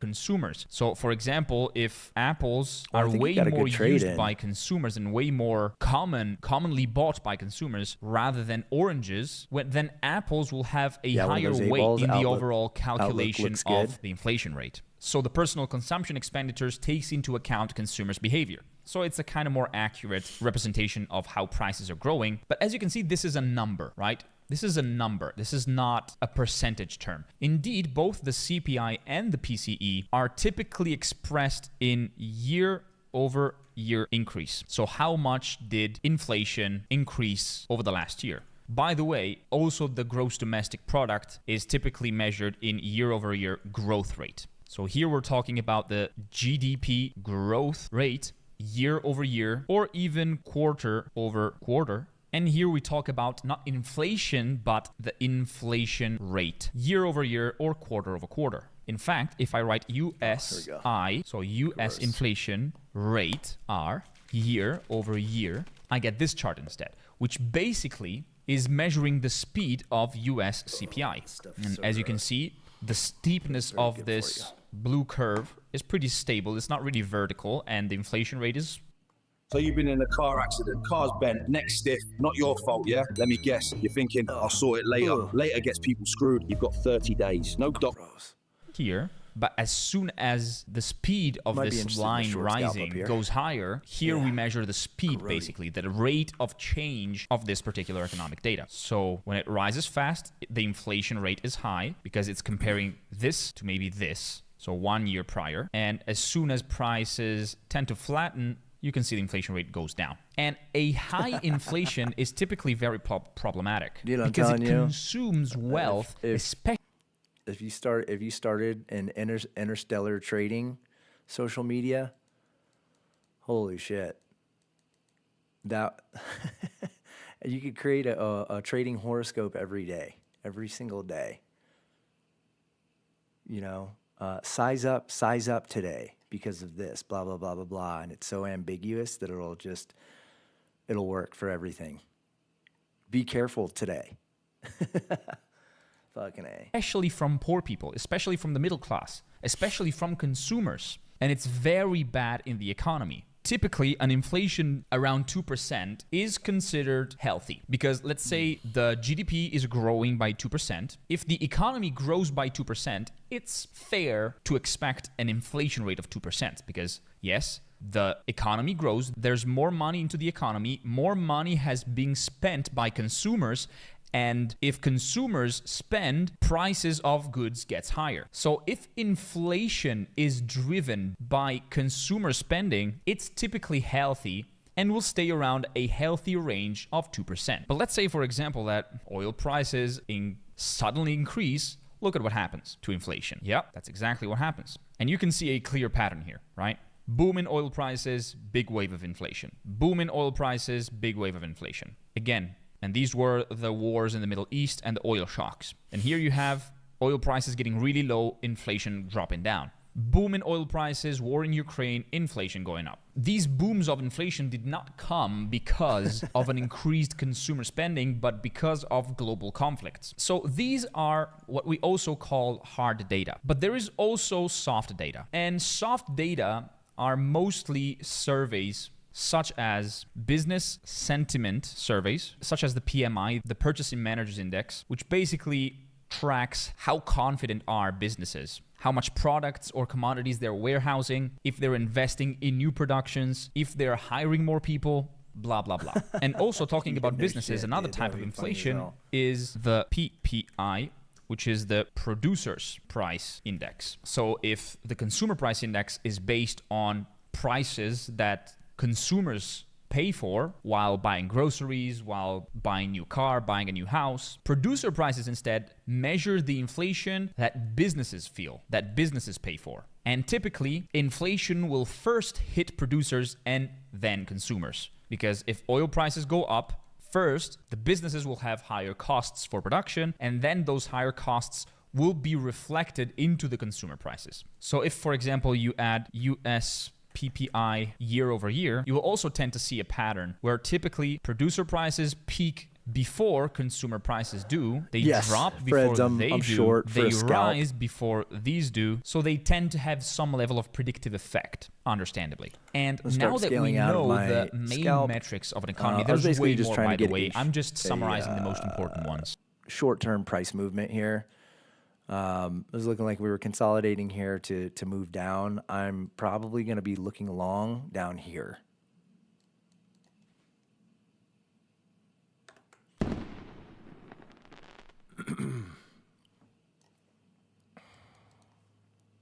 So just a quick scalp. Now I'm going to just go back to analyzing price, see what it's doing, see if I can catch on to something. But down here in this area is where we've had rejections and aggressive buyers, and down here was kind of a big zone I wanted to be watching to see. So if we get hard selling into this area and price doesn't move beyond this area, I might be looking to take a bounce trade long, essentially a reversal trade. Adam, who's in here as well, is kind of looking at this area down here on S&P. So 24,500, I think, could also be another level if this level fails, where we could see a bounce out of 24,500 or 24,550. So I'm going to be analyzing order flow as we approach these levels to see if I can find support down here, essentially, where sellers are not able to push price lower here. And I'll go ahead and mark this out here.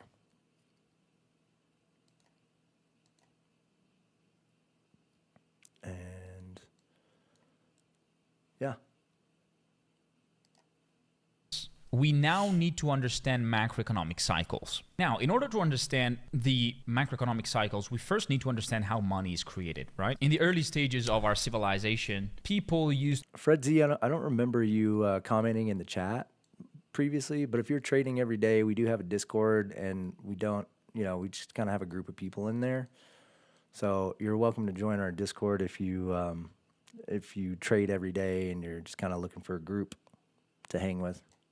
To trade goods I can and put it up on the services screen. in exchange for goods and services. So, hey, here I have 5 apples, give me 10 potatoes in exchange, and they would exchange this. Then this thing evolved to exchanging goods you're on for Twitch, so I'll some go ahead and more post it in measurable the Twitch units chat, of the some invite. stuff to make trade easier. For example, pounds of rice or pounds of salt. Something measurable that is easy to use as a currency to buy from others' goods and services. And then they started using coins made of precious metals such as gold, getting down to silver, the zone, so I'm copper, gonna because they kinda were a pay much attention more over here. easily measurable unit. So if I want to buy Where am I going to be looking for a TP if I do long? VWAP would probably be a good take profit up here. It depends. Like I'll be watching to see where we start getting weak and where we might pull back to. It kind of depends on how it starts shaping up if I do go long. But I mean, I think a good rule of thumb is if you're approaching VWAP, at least have a partial take profit up there. We're looking pretty strong to the downside right now, so I'm gonna start watching. I don't see any floor here, so it looks like we can continue going lower. Adam's in a short position right now, so let's. I think his take profit's probably around 24,520, the equivalent to that on SPX. Fuck yeah, dude. That's what I'm talking about. Nice work, dude. That was a nice trade. Okay, so it looks like we're kind of blowing past this area right here. And I'll be looking, well, maybe not blowing past. We might see a little support, but I'm not seeing anything over here on order flow that's making me think this is a floor just yet. Not seeing any passive buyers. So might be focusing my attention down here to 24,500.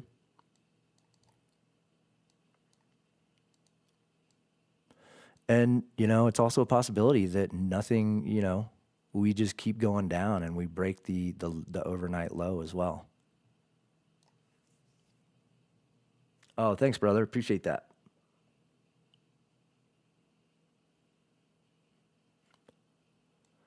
All right, 24,500. Here we go. That kind of blasted through that other zone that I was watching.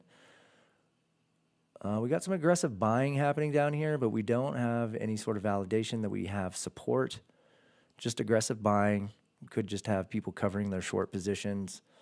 So I'm going to continue to watch and analyze to see if we can get a bounce out of this area. But right now, everything's looking short. And higher time frame looks short as well. So we might not get a nice sustainable bounce, but I'm watching for us to come back down to this area. And the smarter move would have been what Adam's doing. He took a short from up here, and I had a short from up here that I scalped to like down here, and I took a short that I scalped to like down here. So I took two smaller shorts, but from up here, taking a short and holding it to here, that's a nice 200-point move. Yeah, I stream every day. We'll take a break on that video, and just because this is kind of getting active. So I'm going to watch price action right now. 24,500-ish is what I'm looking for verification that we have some passive buyers here. Otherwise, who knows? We might be taking this low day or, the overnight low. Nice, dude. Did you closed up the whole trade, right?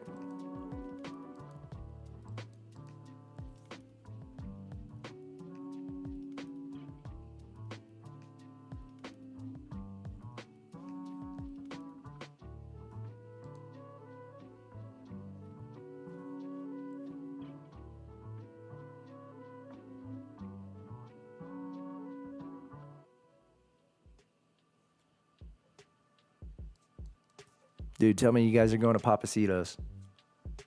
I miss Papacitos, dude. We used to go there all the time. All right, we're having a little bit of we got a little bit of a sign of support down here right now. Okay, copy that, man. Having a little bit of signs of support. Nothing huge yet, so I'm not going to enter, but I'm watching very closely.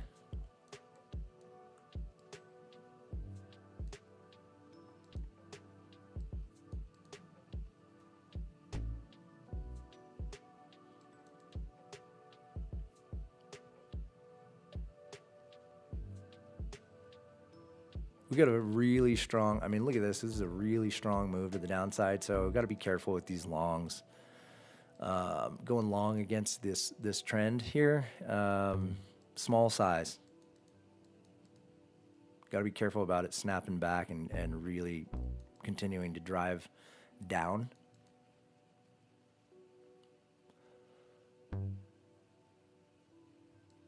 Making it above this area and back into this value area low will be a good sign. Although I didn't see that, we saw a little bit of a sign down here that we got a floor. Now we're busting through this area. Definitely worried that this could be potentially a pullback to continue going short, but we're continuing to see aggressive buying happening, pushing price higher. So might be considering a long here in just a second. Would like to see a pullback and some sort of confirmation that we have, not only the aggressive buyers, but like the defense of passive buyers down here. Might not get it.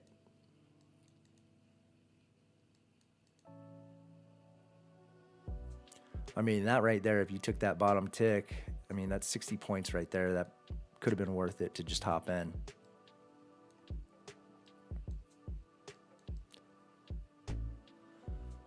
Unfortunately, this started moving really quickly before I got any sort of confirmation down here, but ideally I would have been in down here when I was kind of talking about there's a little bit of a sign of a floor down here. It just wasn't strong enough for me to really take it super seriously, but this is quite the move. I mean, what is that?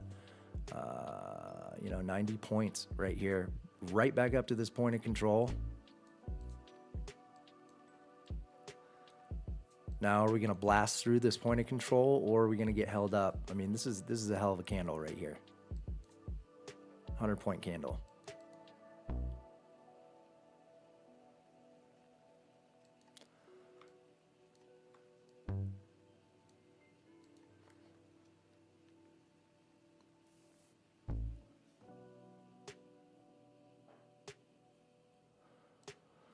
Looking like a potential bounce here.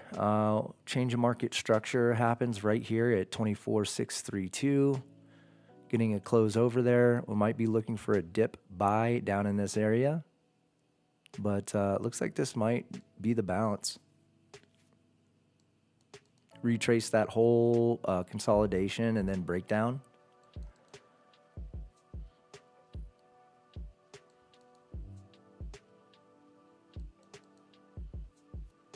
All right, might get a pullback here.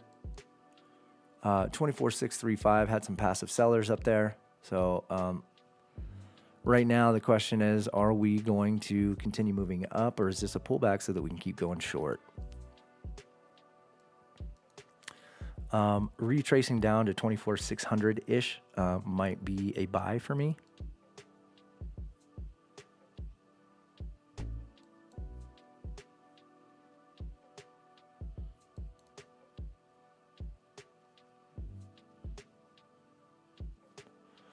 I'm watching 24,635. Let's see if it breaks above that. It's not super significant, so I'm going to put a little bit less weight on that. Looks like we got our another area right here where we got some passive sellers. We got some passive sellers right here. I'm not sure yet if this is a pullback or, the impulse move of a reversal. I'm gonna go to the higher time frame, see if I can gather any information. not trying to put an impulsive move in. I was watching this whole area for a buy. So after, I analyzed what was going on, in the previous day and today, this area seemed like the most likely area where we were going to bounce from.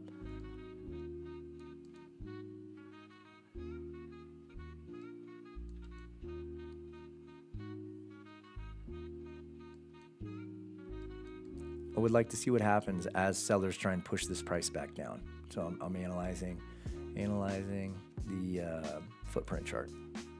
Looks like we might have a stair step down on the passive sellers up here. 24,610 looks to be another level. Looks like we're coming back down.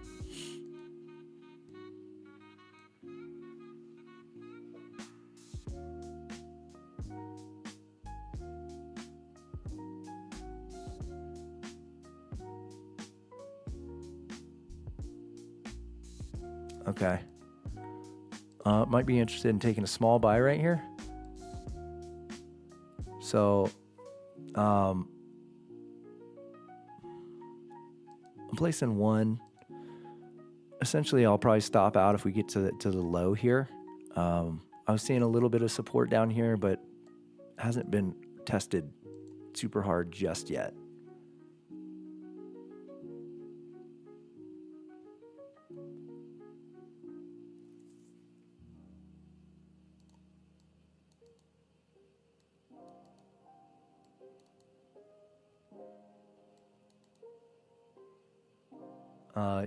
Another consideration is we consolidate in here.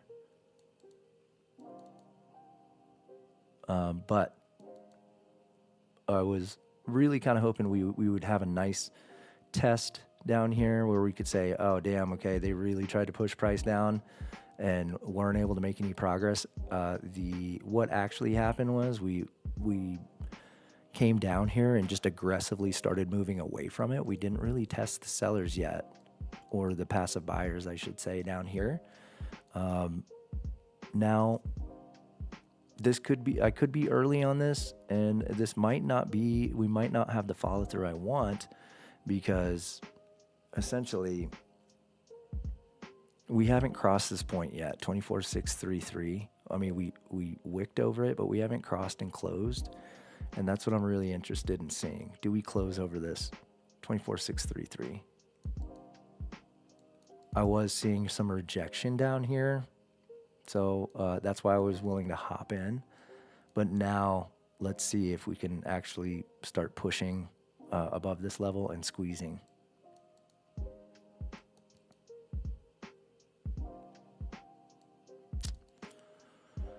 Not yet. Not yet. So we might anticipate coming back down. Right now, the way I see it, we've got, obviously this point of control is a challenge. We've got this level right here, 24,633 is a challenge. And then down here, we've got a little bit of support here, a little bit of support down here. And then we have this value area low. So we're kind of bouncing back between these areas until somebody really takes charge. The fact that we did not bounce and stay kind of above this area makes me a little bit weary about being long right here. Like we could just come slam down into some of these areas.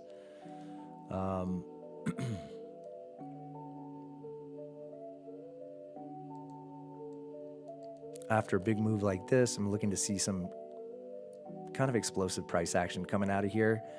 If I don't want to be holding through a consolidation.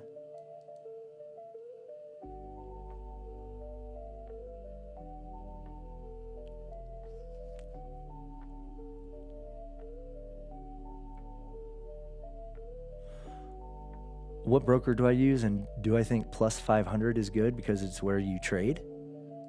Can you clarify that? I'm not sure what you mean. So I use NinjaTrader, and I do have a live account with them, but I primarily trade prop firms. So the platform I use is NinjaTrader, and I trade with My Funded Futures, the Futures Desk, and Lucid Trading. Looking a little weak. Might consider, I don't know, closing and analyzing, because this is looking like it wants to drop again.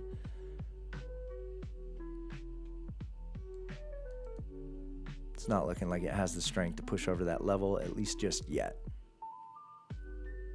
Had a little bit of a floor at 24,600, but all the floors I'm seeing, and when I'm saying floor, passive buying and aggressive selling happening at 24,600. It's just not it's not super significant from a numbers standpoint. We're pushing over this point of control right now. Can we close over it, or are we just gonna dip right back down?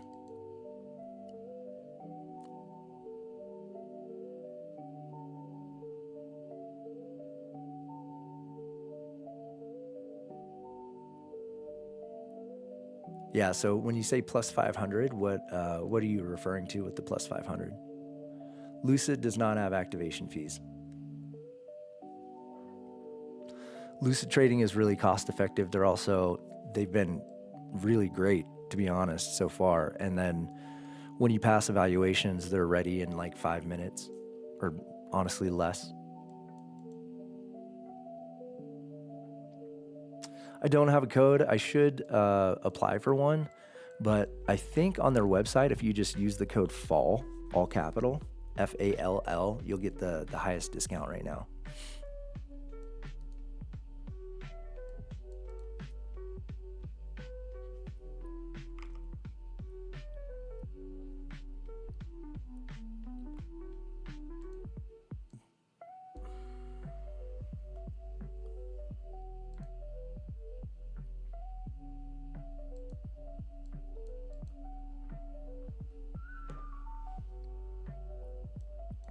Okay, looking better here. 24,634 had quite a few passive sellers that got pushed through. Now, what I want to see is, do we drop below that? Which we did. We just did. We dropped below it, and now does price start pushing away from 24,635? 24,635. I mean, I guess it aligns right here. And it looks like passive sellers are trying to keep price below 24,635. So I want to see, how does price react around this area.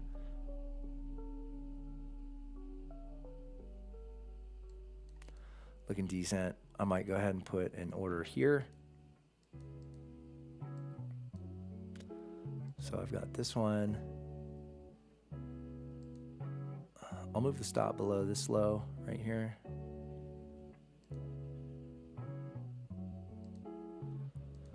And then I got this position here. Stop goes below this low as well. So let's see, maybe we can hold this. Unfortunately, I only have one contract on here. So VWAP would be a good target. Or potentially this value area high would be a good target.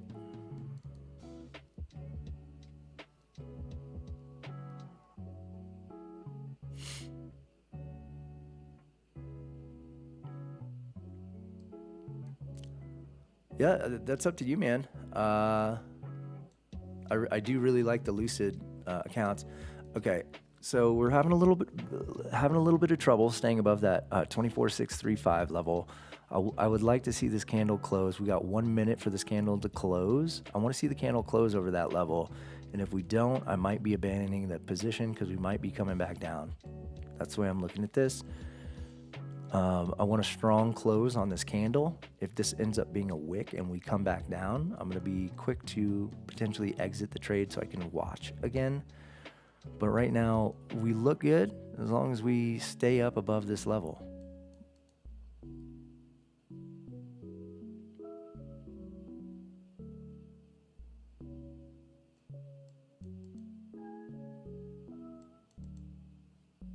If I did have a little more confidence in this move, as it dips down to 24,620, I might be adding right here at the point of control.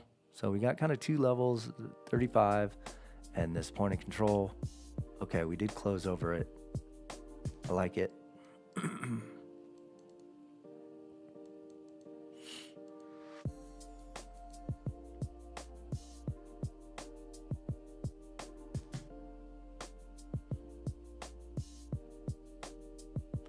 Now, as I'm watching this, I'm looking ahead. What could prevent us from moving higher? This level right here is a gap. I'll go ahead and highlight that. This level right here could be a potential problematic area where we start seeing some big passive buyers up in this area. So 24,660, I'm watching.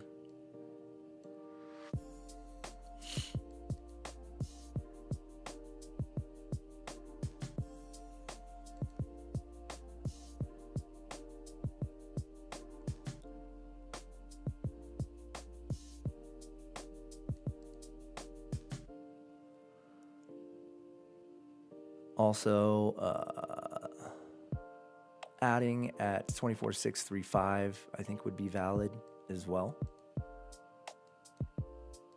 Now that we've got a little bit of movement above that area, dipping down into it as resistance, I would like that. Okay, we got as anticipated up in this gap area. We have some passive sellers.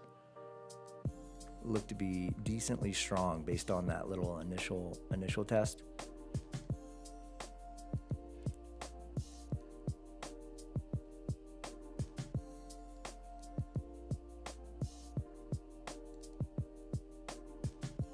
And you know, given the big move down, I was anticipating that, you know, we could have a large bounce out of this. But you know, if you're feeling you're feeling like the price action is a little questionable, you can always just take your profit off, you know, in areas like this. Especially on reversal moves, I like to, if at all possible, hold them for as long as I can. But if, you know, it depends on your trading style. If you're feeling like a little like you're questioning what's going on, if the candles aren't moving cleanly, you know, by your standards, you might just get, you know, that's 60 points right there. That's a decent size move. Unfortunately, I'm trading with, like, you know, one contract, but trying to keep it chill. But you know, 60 points is enough to, you know, to scalp.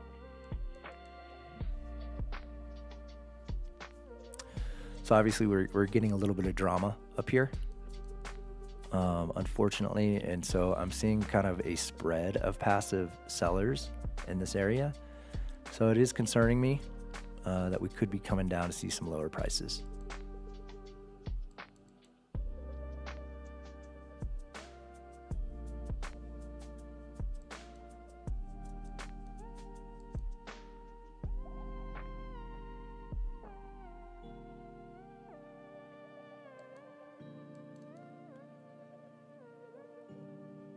We do have this, again, like if we're looking at support areas, this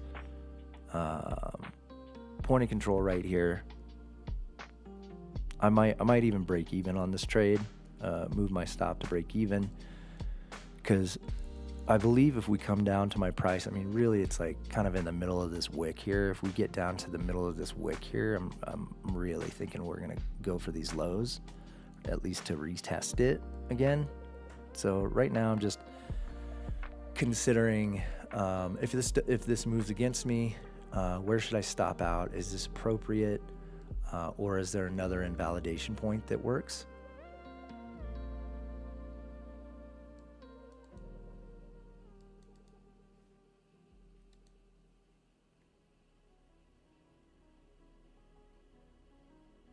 I feel like the open of this candle and 24,600. I mean, it you know, it's likely we retest this area, so maybe I'll give it a little bit more space.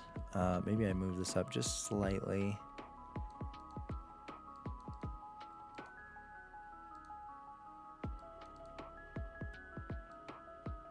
There. No, I just let it do its thing.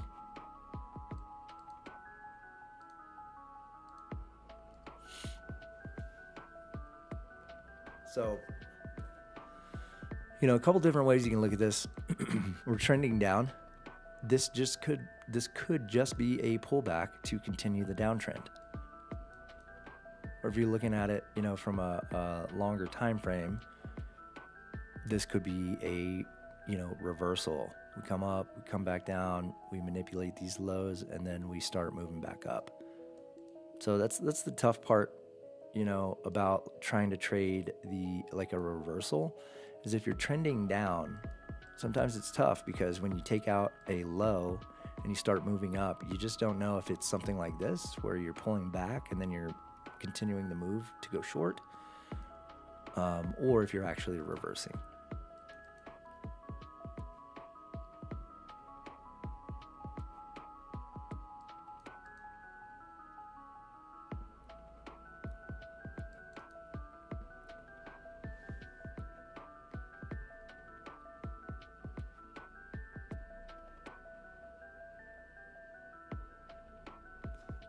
Unfortunately, we're running out of steam up here. And so you see we consolidated here. It was a pivot point here. I was really kind of hoping we'd get some explosive buying that would happen off of this low, just kind of explode up, because if you think about it this way, you got people that got put in pain after buying this and thinking we were moving up, including myself. I thought after this move like this, we were going to continue for the majority of the day. And then everybody got put in pain on the way down. Well, the same thing can apply for everybody that was taking shorts on the way down. There could be a lot of pain, and we got a lot of pain that shorts could be in for over the past couple weeks from short positions, right? So if you scroll back, when we start moving up aggressively, there is a lot of pain, which could lead to more aggressive push up as people are covering their short position. But that's not what I'm seeing right now. I'm seeing that we moved up and now we're consolidating. Not ideal for that big move down. I was really kind of hoping we wouldn't be spending a lot of time deciding if we're going to move up. I was kind of just hoping that it was going to be like an oh shit, everybody panics, and then we start moving up aggressively. But that's okay. Just going to sit here patiently and watch.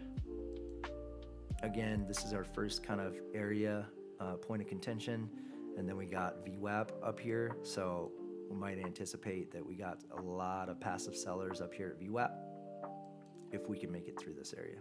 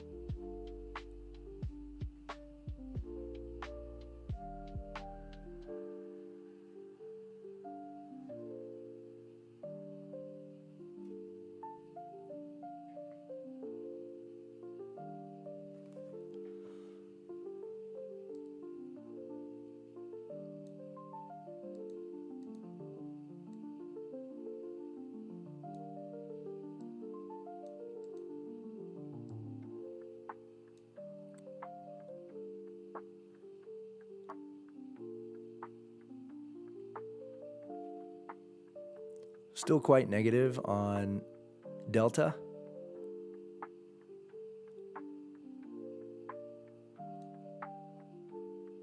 All right, sounds good, brother. Take care, man. I'll hit you up later. All right, looking like we are squeezing or showing a little more aggression in this area, which is a good thing. I'm not seeing passive sellers show up on this candle, which is a good thing. Well, a little bit at the top of this candle, but hopefully we can just blast through it. So I'll switch the views so that you can see that too. Yeah, man, I'd be down to play Fortnite. Up here, is what I'm saying. And you see we got some aggressive buys here. So when you see orders stacking like that after aggressive buys, it's an indication that you got people waiting there with limit orders, sellers. Like this is a small, area of passive selling, so it's not really significant, but that's just to illustrate the point. Now we got some aggressive sellers stepping in. Would like this to be short-lived and for us to start moving up aggressively.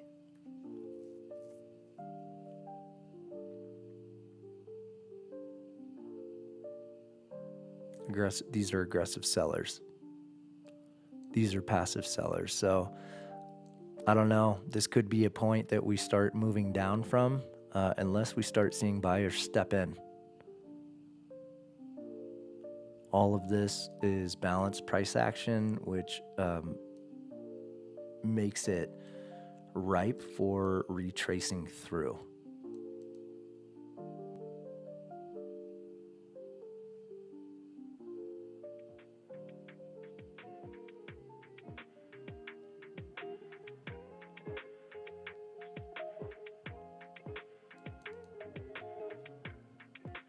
We still haven't closed over this gap yet.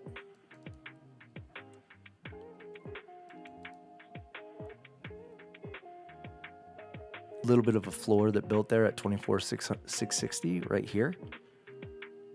You can see aggressive sellers here and an order cluster, but now we're underneath it.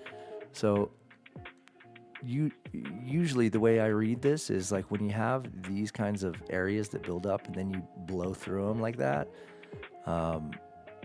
they become less significant as a bullish sign and more significant as a bearish sign.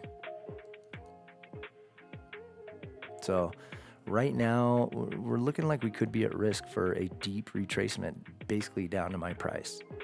And if we come down to my price, now I'm going to be worried that we're going all the way down here to test the lows.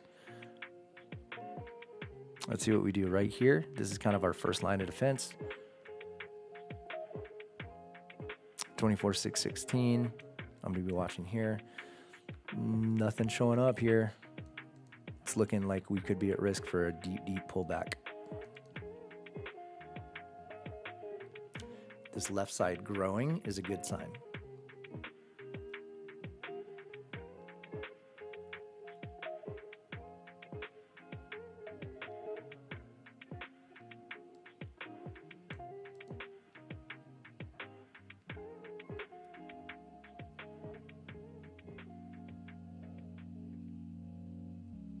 Essentially on these candles, like what I want to be looking for is the left side over here to be heavy without pushing through it. Like the lowest point of the candle, I want to see heavy on the left side, and the rest of the candle, I want to see heavy on the right side.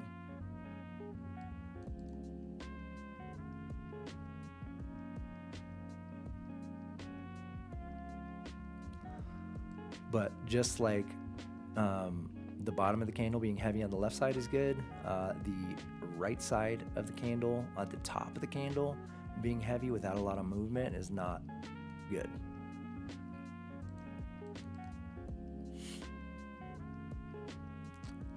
This is kind of a dirty, it's kind of dirty right now, not super clean.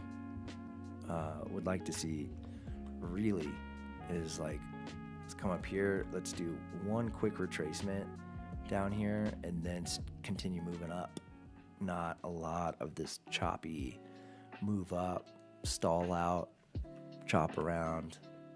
That's not my preferred price action for a trade I'm in.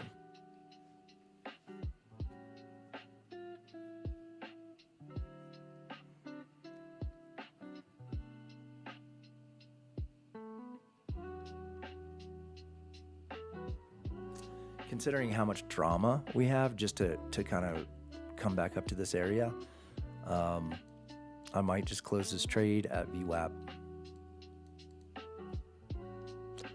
This was also an area that had a lot of trouble getting over previously, so we might be looking at VWAP and then this area being a challenge. to get over. So that being said, we got some evidence that, you know, is providing us with an area of resistance. This is not good either, that we're just coming up here and dropping. You know, it could be a part of this just gross consolidation we got going on, but it's not what you want to see. Like, you want to see a lot of strength supporting your position, and we're just not seeing that.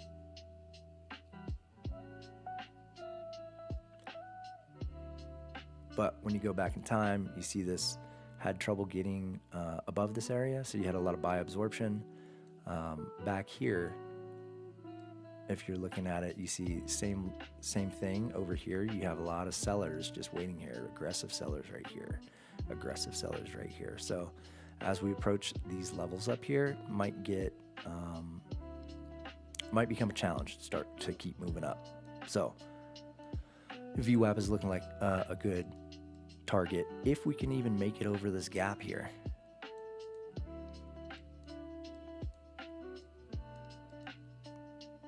Really having a lot of trouble making it over that gap. I might consider closing it.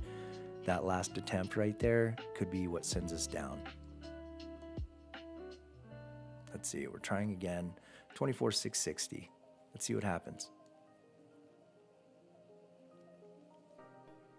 Okay, did you see that little pop over it? That's good.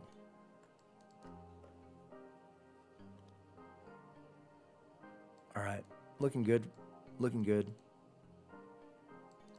Finally, after all this mess, this is what we wanted to see, a nice, like if you saw right at 660 when it just kind of popped, that's what I wanted to see.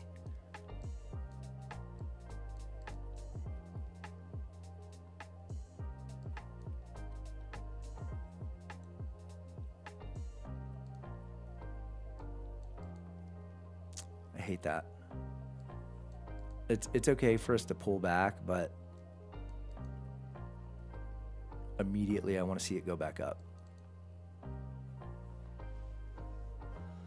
Over here, you can see we've got a little bit of a ceiling that formed, right? So we had buyers that tried to push up here at 24,680, and what you saw, that price fall from this area, was you got passive sellers up here that are preventing price from going up.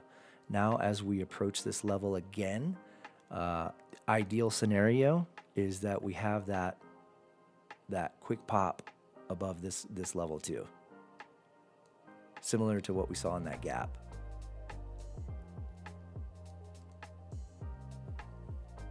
So as we approach this like 24,678, what does price do? Does it keep getting repelled to the downside, or can we, boom, pop above it and keep moving?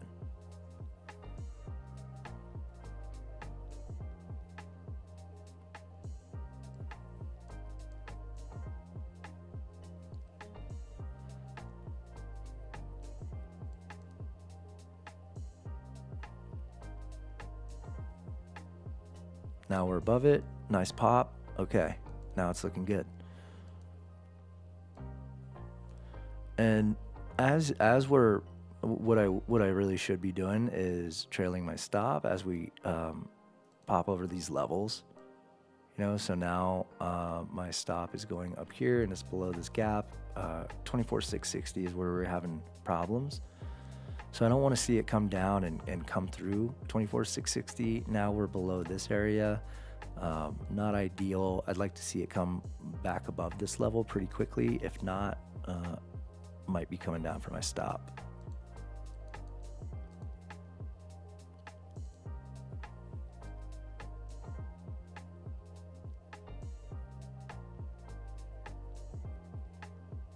Unfortunately, it looks like this could be a rejection up here unless we move back up immediately.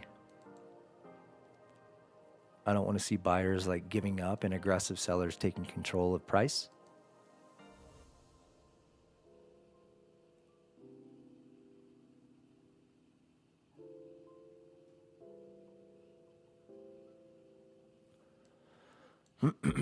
So now 24,680 is again, we want to see it go over 24,680 and stay above it, not getting repelled from it.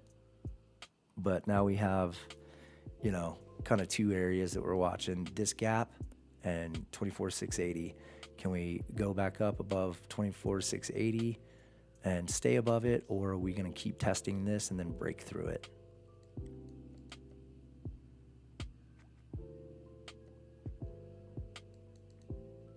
I don't love it.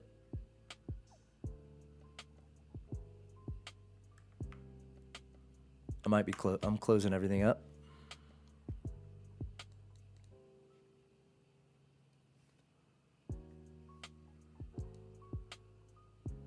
So I'm back flat.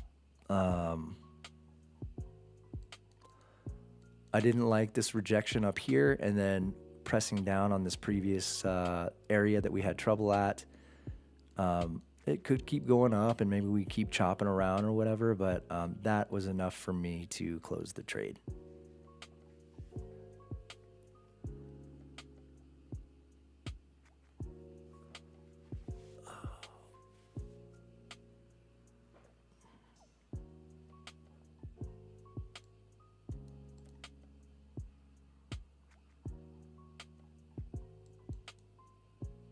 Yeah, with this price action, I'm not sure if we're gonna see. I might just have to wait. To me, right now, the way it's looking is like we might see a big drop. Come down all the way down, take these lows potentially.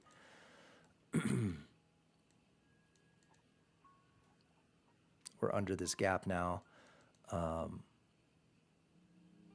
I don't know. We've got some levels that we would have to get through, but I don't know. I'm not sure what I would consider a short from this area, but I'm just not sure yet because of the way price is moving. Not super clear. Like, look at this kind of price action versus this kind of price action. This is very clean, very clear. This starts to get choppy, then we get a move down, choppy, move down, move back up, choppy. So I don't know, it's not providing a lot of good sort of intuitive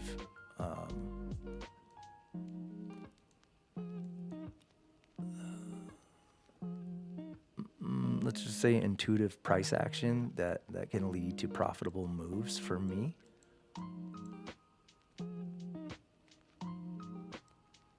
What I saw from up here was like, let me scroll back here. Yeah. So here, I'm gonna put it up on the screen. This right here, we did pop above it, but then we came right back down and it looked like buyers dried up here. And then we have passive sellers protecting this area and then buyers drying up. So it looks like a potential reversal to start moving down.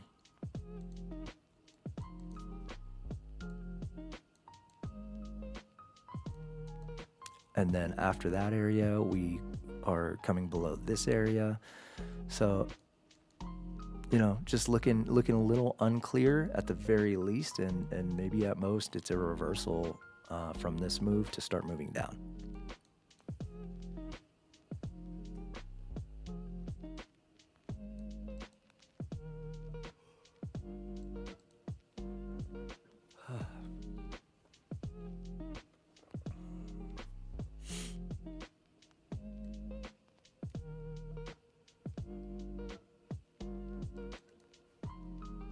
So I'm gonna chill. I'm gonna chill and kind of just observe.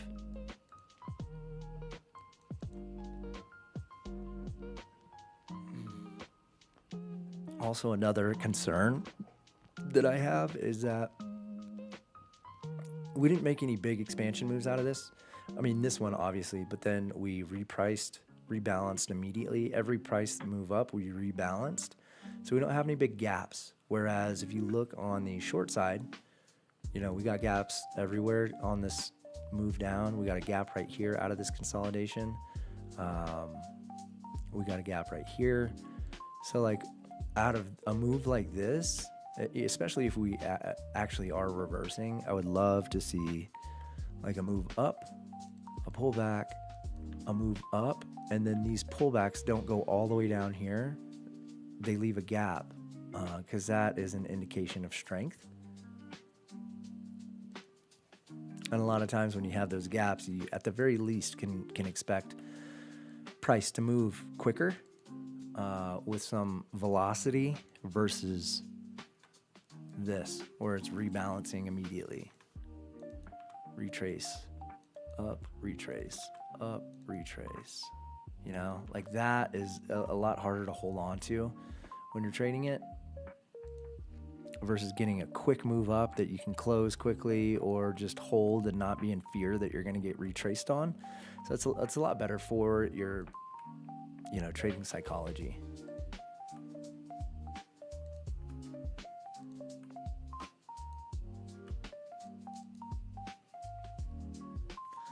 So moving back up, it looks like it might just be a quick pullback before we continue going lower, but can't be sure. I'll watch this gap area again, see if we get any insight.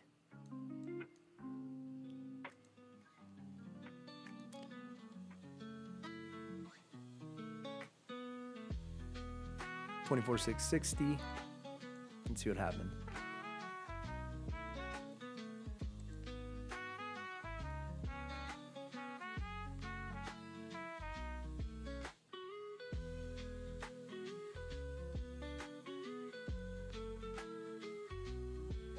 Not seeing anything prevent price from going higher, so we might be going for that VWAP.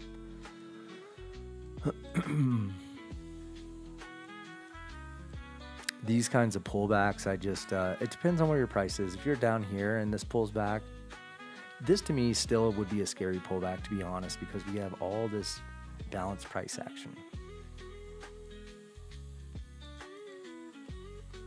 So let's see if they can keep climbing. I don't see any ceilings here on order flow yet. 24,660 again does have some passive selling. I don't think it's truly been tested yet. So let's see, 24,660.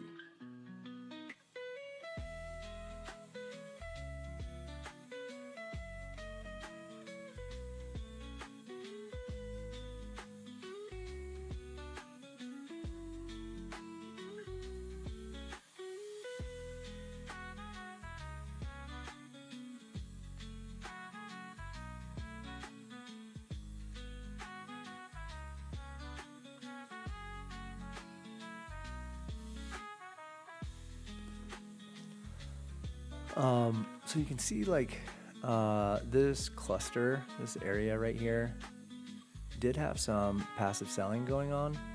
Looks like we're breaking through it, but you can see kind of this area, the right side is pretty heavy. So let's see if price, what price does around this area. It was over it, now it's under it. Obviously this area is a large point of contention. To be honest, I might be interested in shorting right here. Take a little one.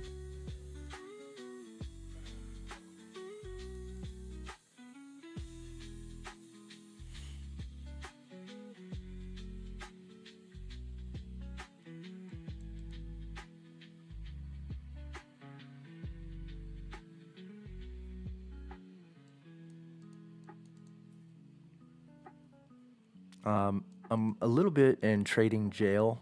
I've been doing some larger positionings, whether it be by accident or by choice. So today I said I'm gonna keep my position sizing very small, so that I don't get in a habit and sizing up large. Especially when it's not necessary or when it shouldn't be done. And this kind of price action right here, for this kind of price action here, especially, like one contract is enough for me. I'm not taking on a bunch of risk. It's chopping back and forth too. If you're in a large position size and it's going back and forth a lot, it can cause a lot of emotional fluctuations.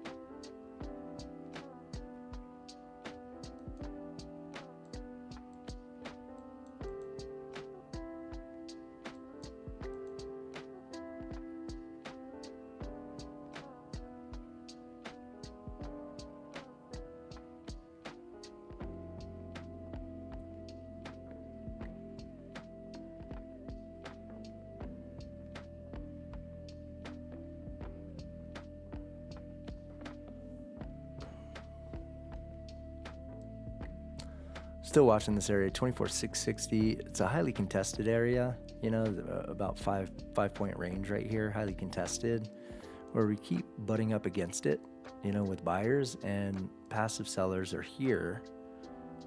We just don't know how strong they are up here. So still want to keep an eye on this up here if we continue to butt our heads against it. And really the way I look at that is, you know, two different ways. One, well, you got strong passive sellers up here, but if you butt your head up against a soft wall enough, you'll break through it.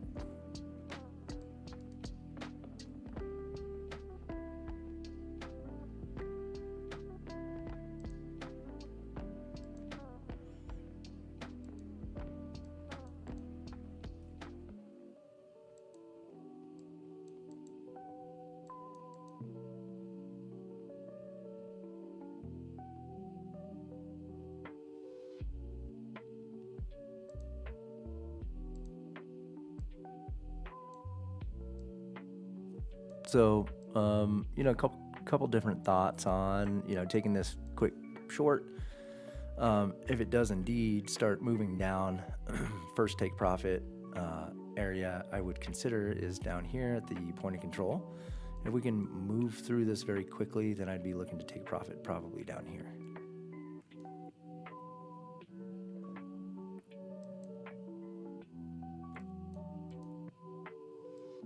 And again, like, just wanted to put it out there again. When you have this choppy kind of price action, you might only just be considering to take a scalp, you know, quick profit. Like here, this is a quick $100. This is, you know, 30 points that moved very quickly in my favor. So like when you have this choppy price action, this could bounce back, you know, and come get my price. We did move through this point of control pretty quickly. Let's see what happens down here at 24,600. It's the next level I'm watching. Do we get support down here? It's bouncing back up. Now we're coming back up above the point of control. So that could just be a pullback to move down again. But the point is that the point I was trying to make is that, like, when you have this choppy kind of price action, it's worth it to at the very least consider taking your profit, putting a little something in your pocket, because it could come back and get you, you know, your price very quickly. So that being said, I'm gonna take a one off here. I got my other account. I'll take one off down there as well. And now I can let this run.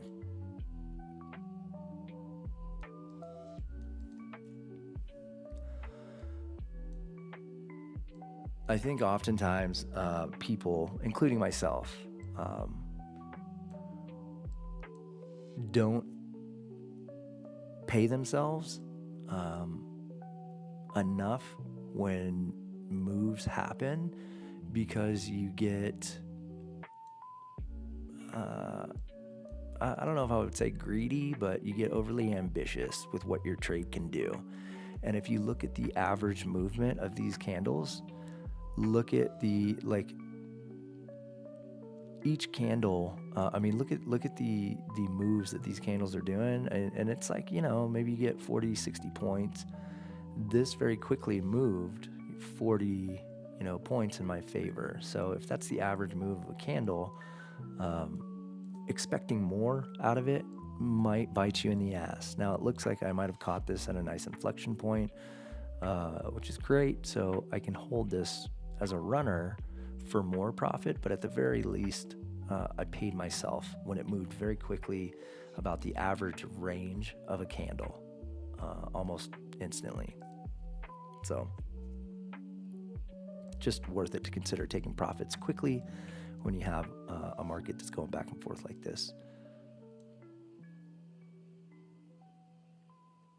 Now, this is the last area here that was below this consolidation area where we found support.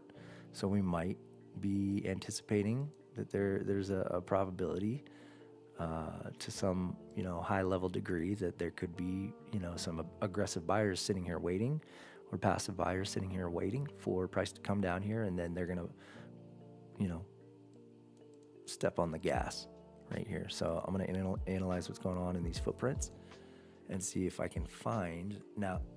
So what's going on with price now? We got aggressive buyers pushing it up. What I want to see is that these aggressive buyers run into a ceiling here of passive sellers. Ideally, right here at this point of control, we start seeing some resistance up here. And we do see it up here, right, where we got this cluster of aggressive buy orders. This could be a potential ceiling.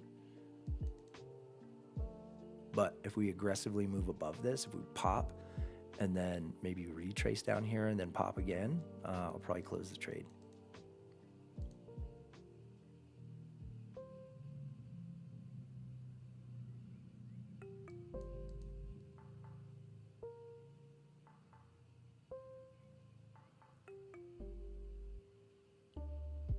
A movement up to 24,630 might be acceptable, up here, but wouldn't want to see it go much higher than that.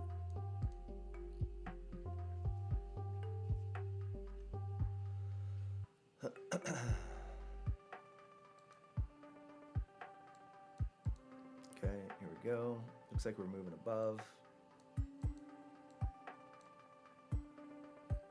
Again, I want to see it held below this, like 24,630, and then ultimately below this area as well.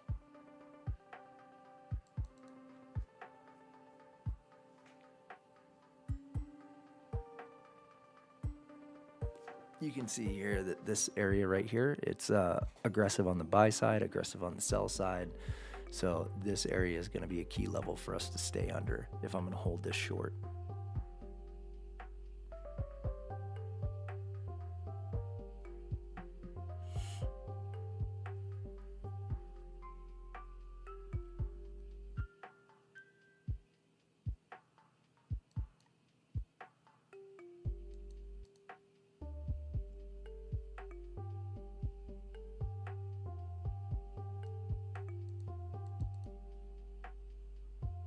You can also see that, like, when you get a nice move down that works in your favor quickly, sometimes it's worth it, like, for your mental capital to just, like, take that nice win, put it in your pocket, and then just chill.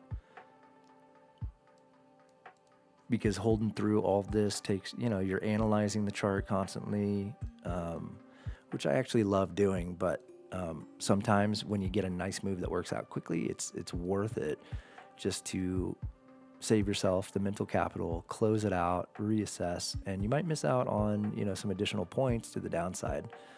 But in the meantime, you didn't have to hold through any of this. And, if this continues kind of back and forth right here, you don't have to worry about it.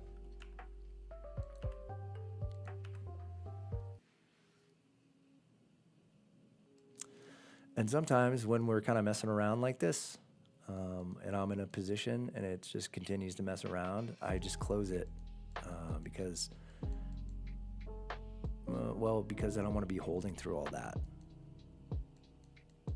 I'd rather just take my profit and chill.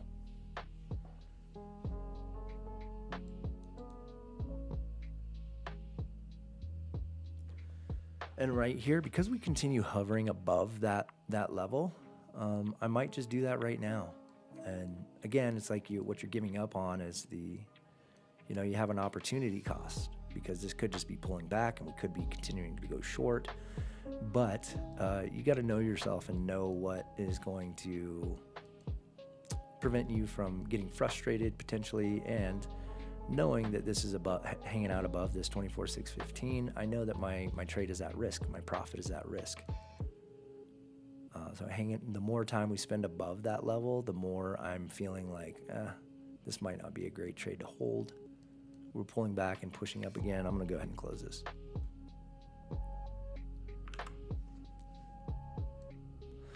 And when you do that, you know, obviously a lot of, you know, the shittiest thing is when this comes right back down. But trading is a game of constantly weighing the risk versus reward, you know, constantly. So it might not be worth it to risk it for me if we're above 2 levels I'm watching and we're hovering above it, and I feel like my price might be at risk. And I might have to hold it for, you know, an hour for this to actually work out. So constantly having to analyze that. And you can see it did come up right back up. I mean, I think it's pretty much at where my price was. And, you know, for me, it coming right back to my price like that after having nice profit, it's not ideal. Not ideal.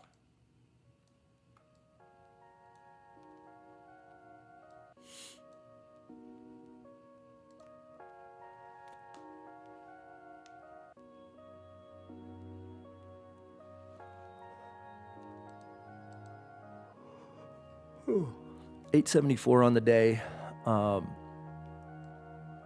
You know, trading small like this and rotating accounts can be tiring. I'm a little exhausted right now.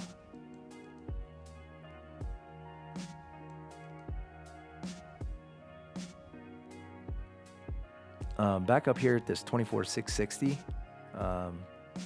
going above it, and we might be reaching for this VWAP now after doing this.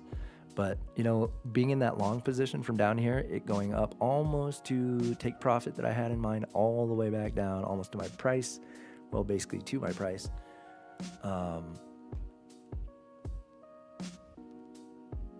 Going short on it up here, you know, there are moves you can catch in here. But to me, it's worth it to take a move, take your profit, get another move, take profit. Instead of like being in here, having it go up all the way down to my price, below my price, and then move to take profit. For me, it's worth it to be able to segment out my trades instead of just holding on to one trade that, you know, takes you on an emotional roller coaster.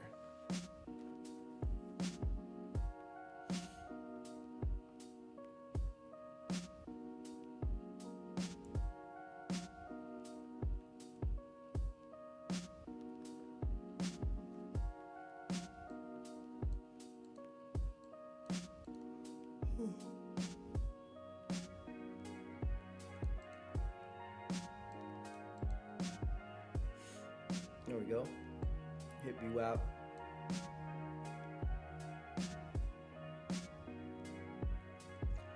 Right at these areas can sometimes be really tricky.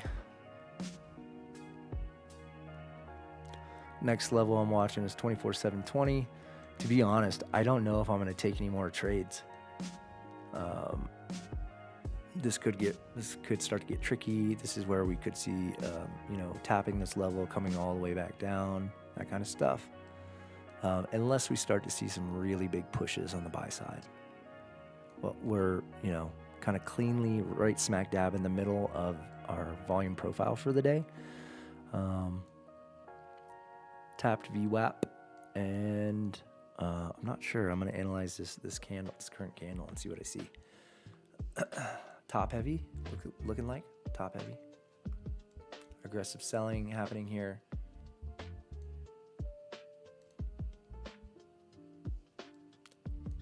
I could see a retest back up here. I don't see this being the singular just drop from here. So right now, as I'm looking at it, I would consider buying it down here for a retest up here. I might do that. Retest. Essentially, this is just going to be a quick scalp. Came down, retest this area that we were watching that it was above. and this quick drop down here, looking like a pullback for a retest up here, quick scalp. So hopefully we can get a nice pop, and then I'll just close it very quickly. That's good enough for me.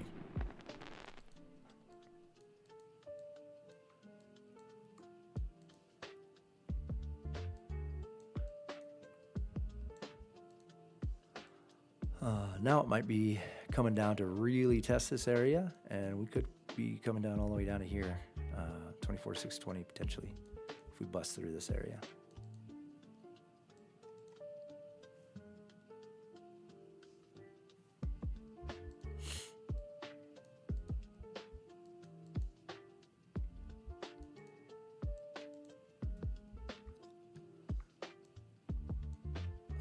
Back here at 24,660, looks like we're blowing through it.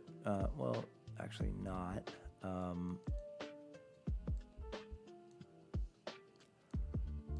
Look like we could potentially blow through it, but we found a little bit of support. Nothing that's showing up on the footprint chart that gives me confidence either way.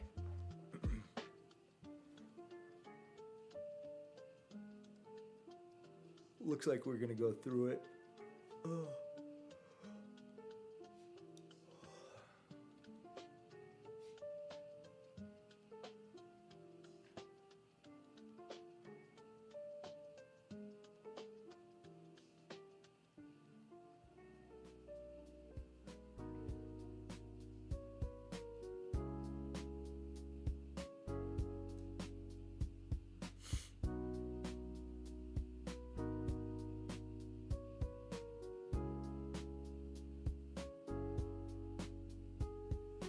Now I would be looking at this like 24,664 as resistance up here to keep price below it and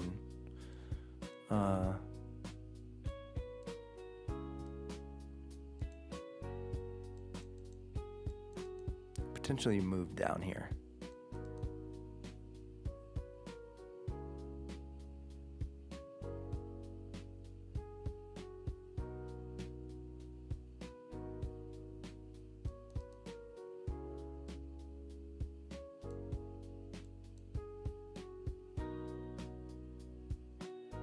I don't know. It's kind of looking like it could be a possibility we go for low day.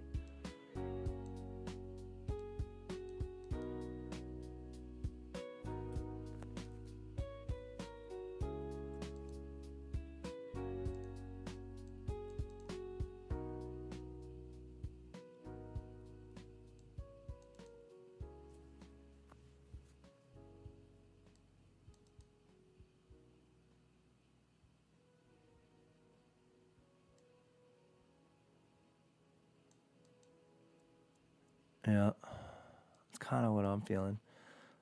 Like we came up, tapped this VWAP, and then we might be coming down. I'm not sure though. Not sure if I want to put on the risk for it. Just I might not be taking any more trades unless something really sticks out.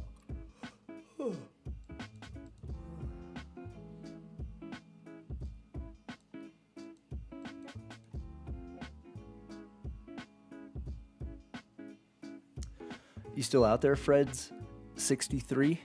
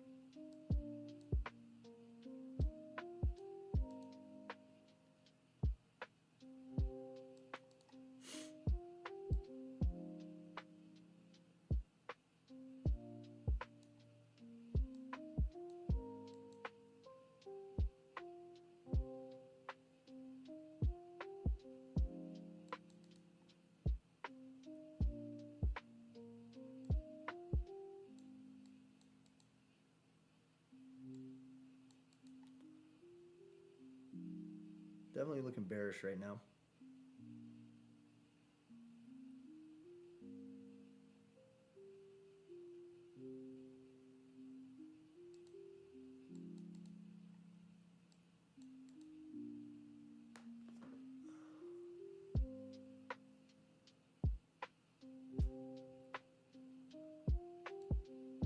I think I'm gonna take a stab here. I'm gonna give this a really wide range.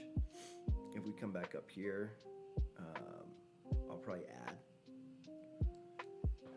I'm gonna be basically adding on bounces.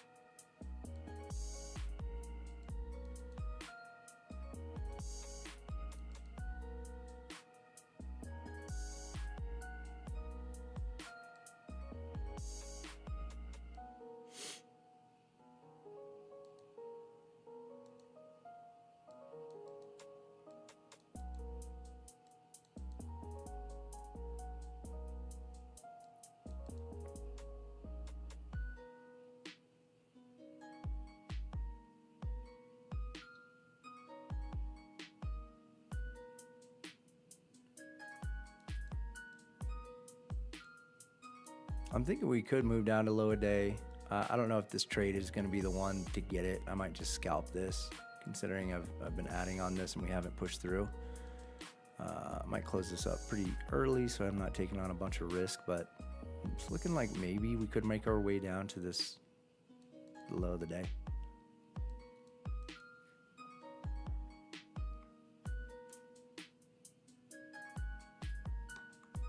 Start de-risking here.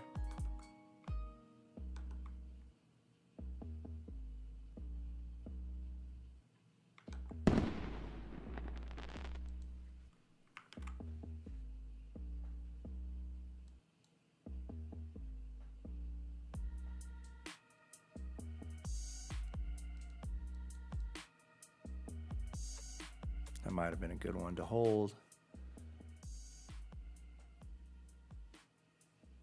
It's okay. I think I might have hit my daily goal just now. Let me see. Sure did. Man, I might close it up. I might stop the stream, go take a little break and eat some food. Yeah, taking small position sizes, rotating accounts can be tiring because you take, you take a lot more trades. So you're doing a lot more analyzing. But in any case, if you're out there, hope you stayed safe today. I'm gonna go ahead and close it up and take a little chill time. So I'll see you guys tomorrow. Enjoy the rest of your day and have a good night. Peace out.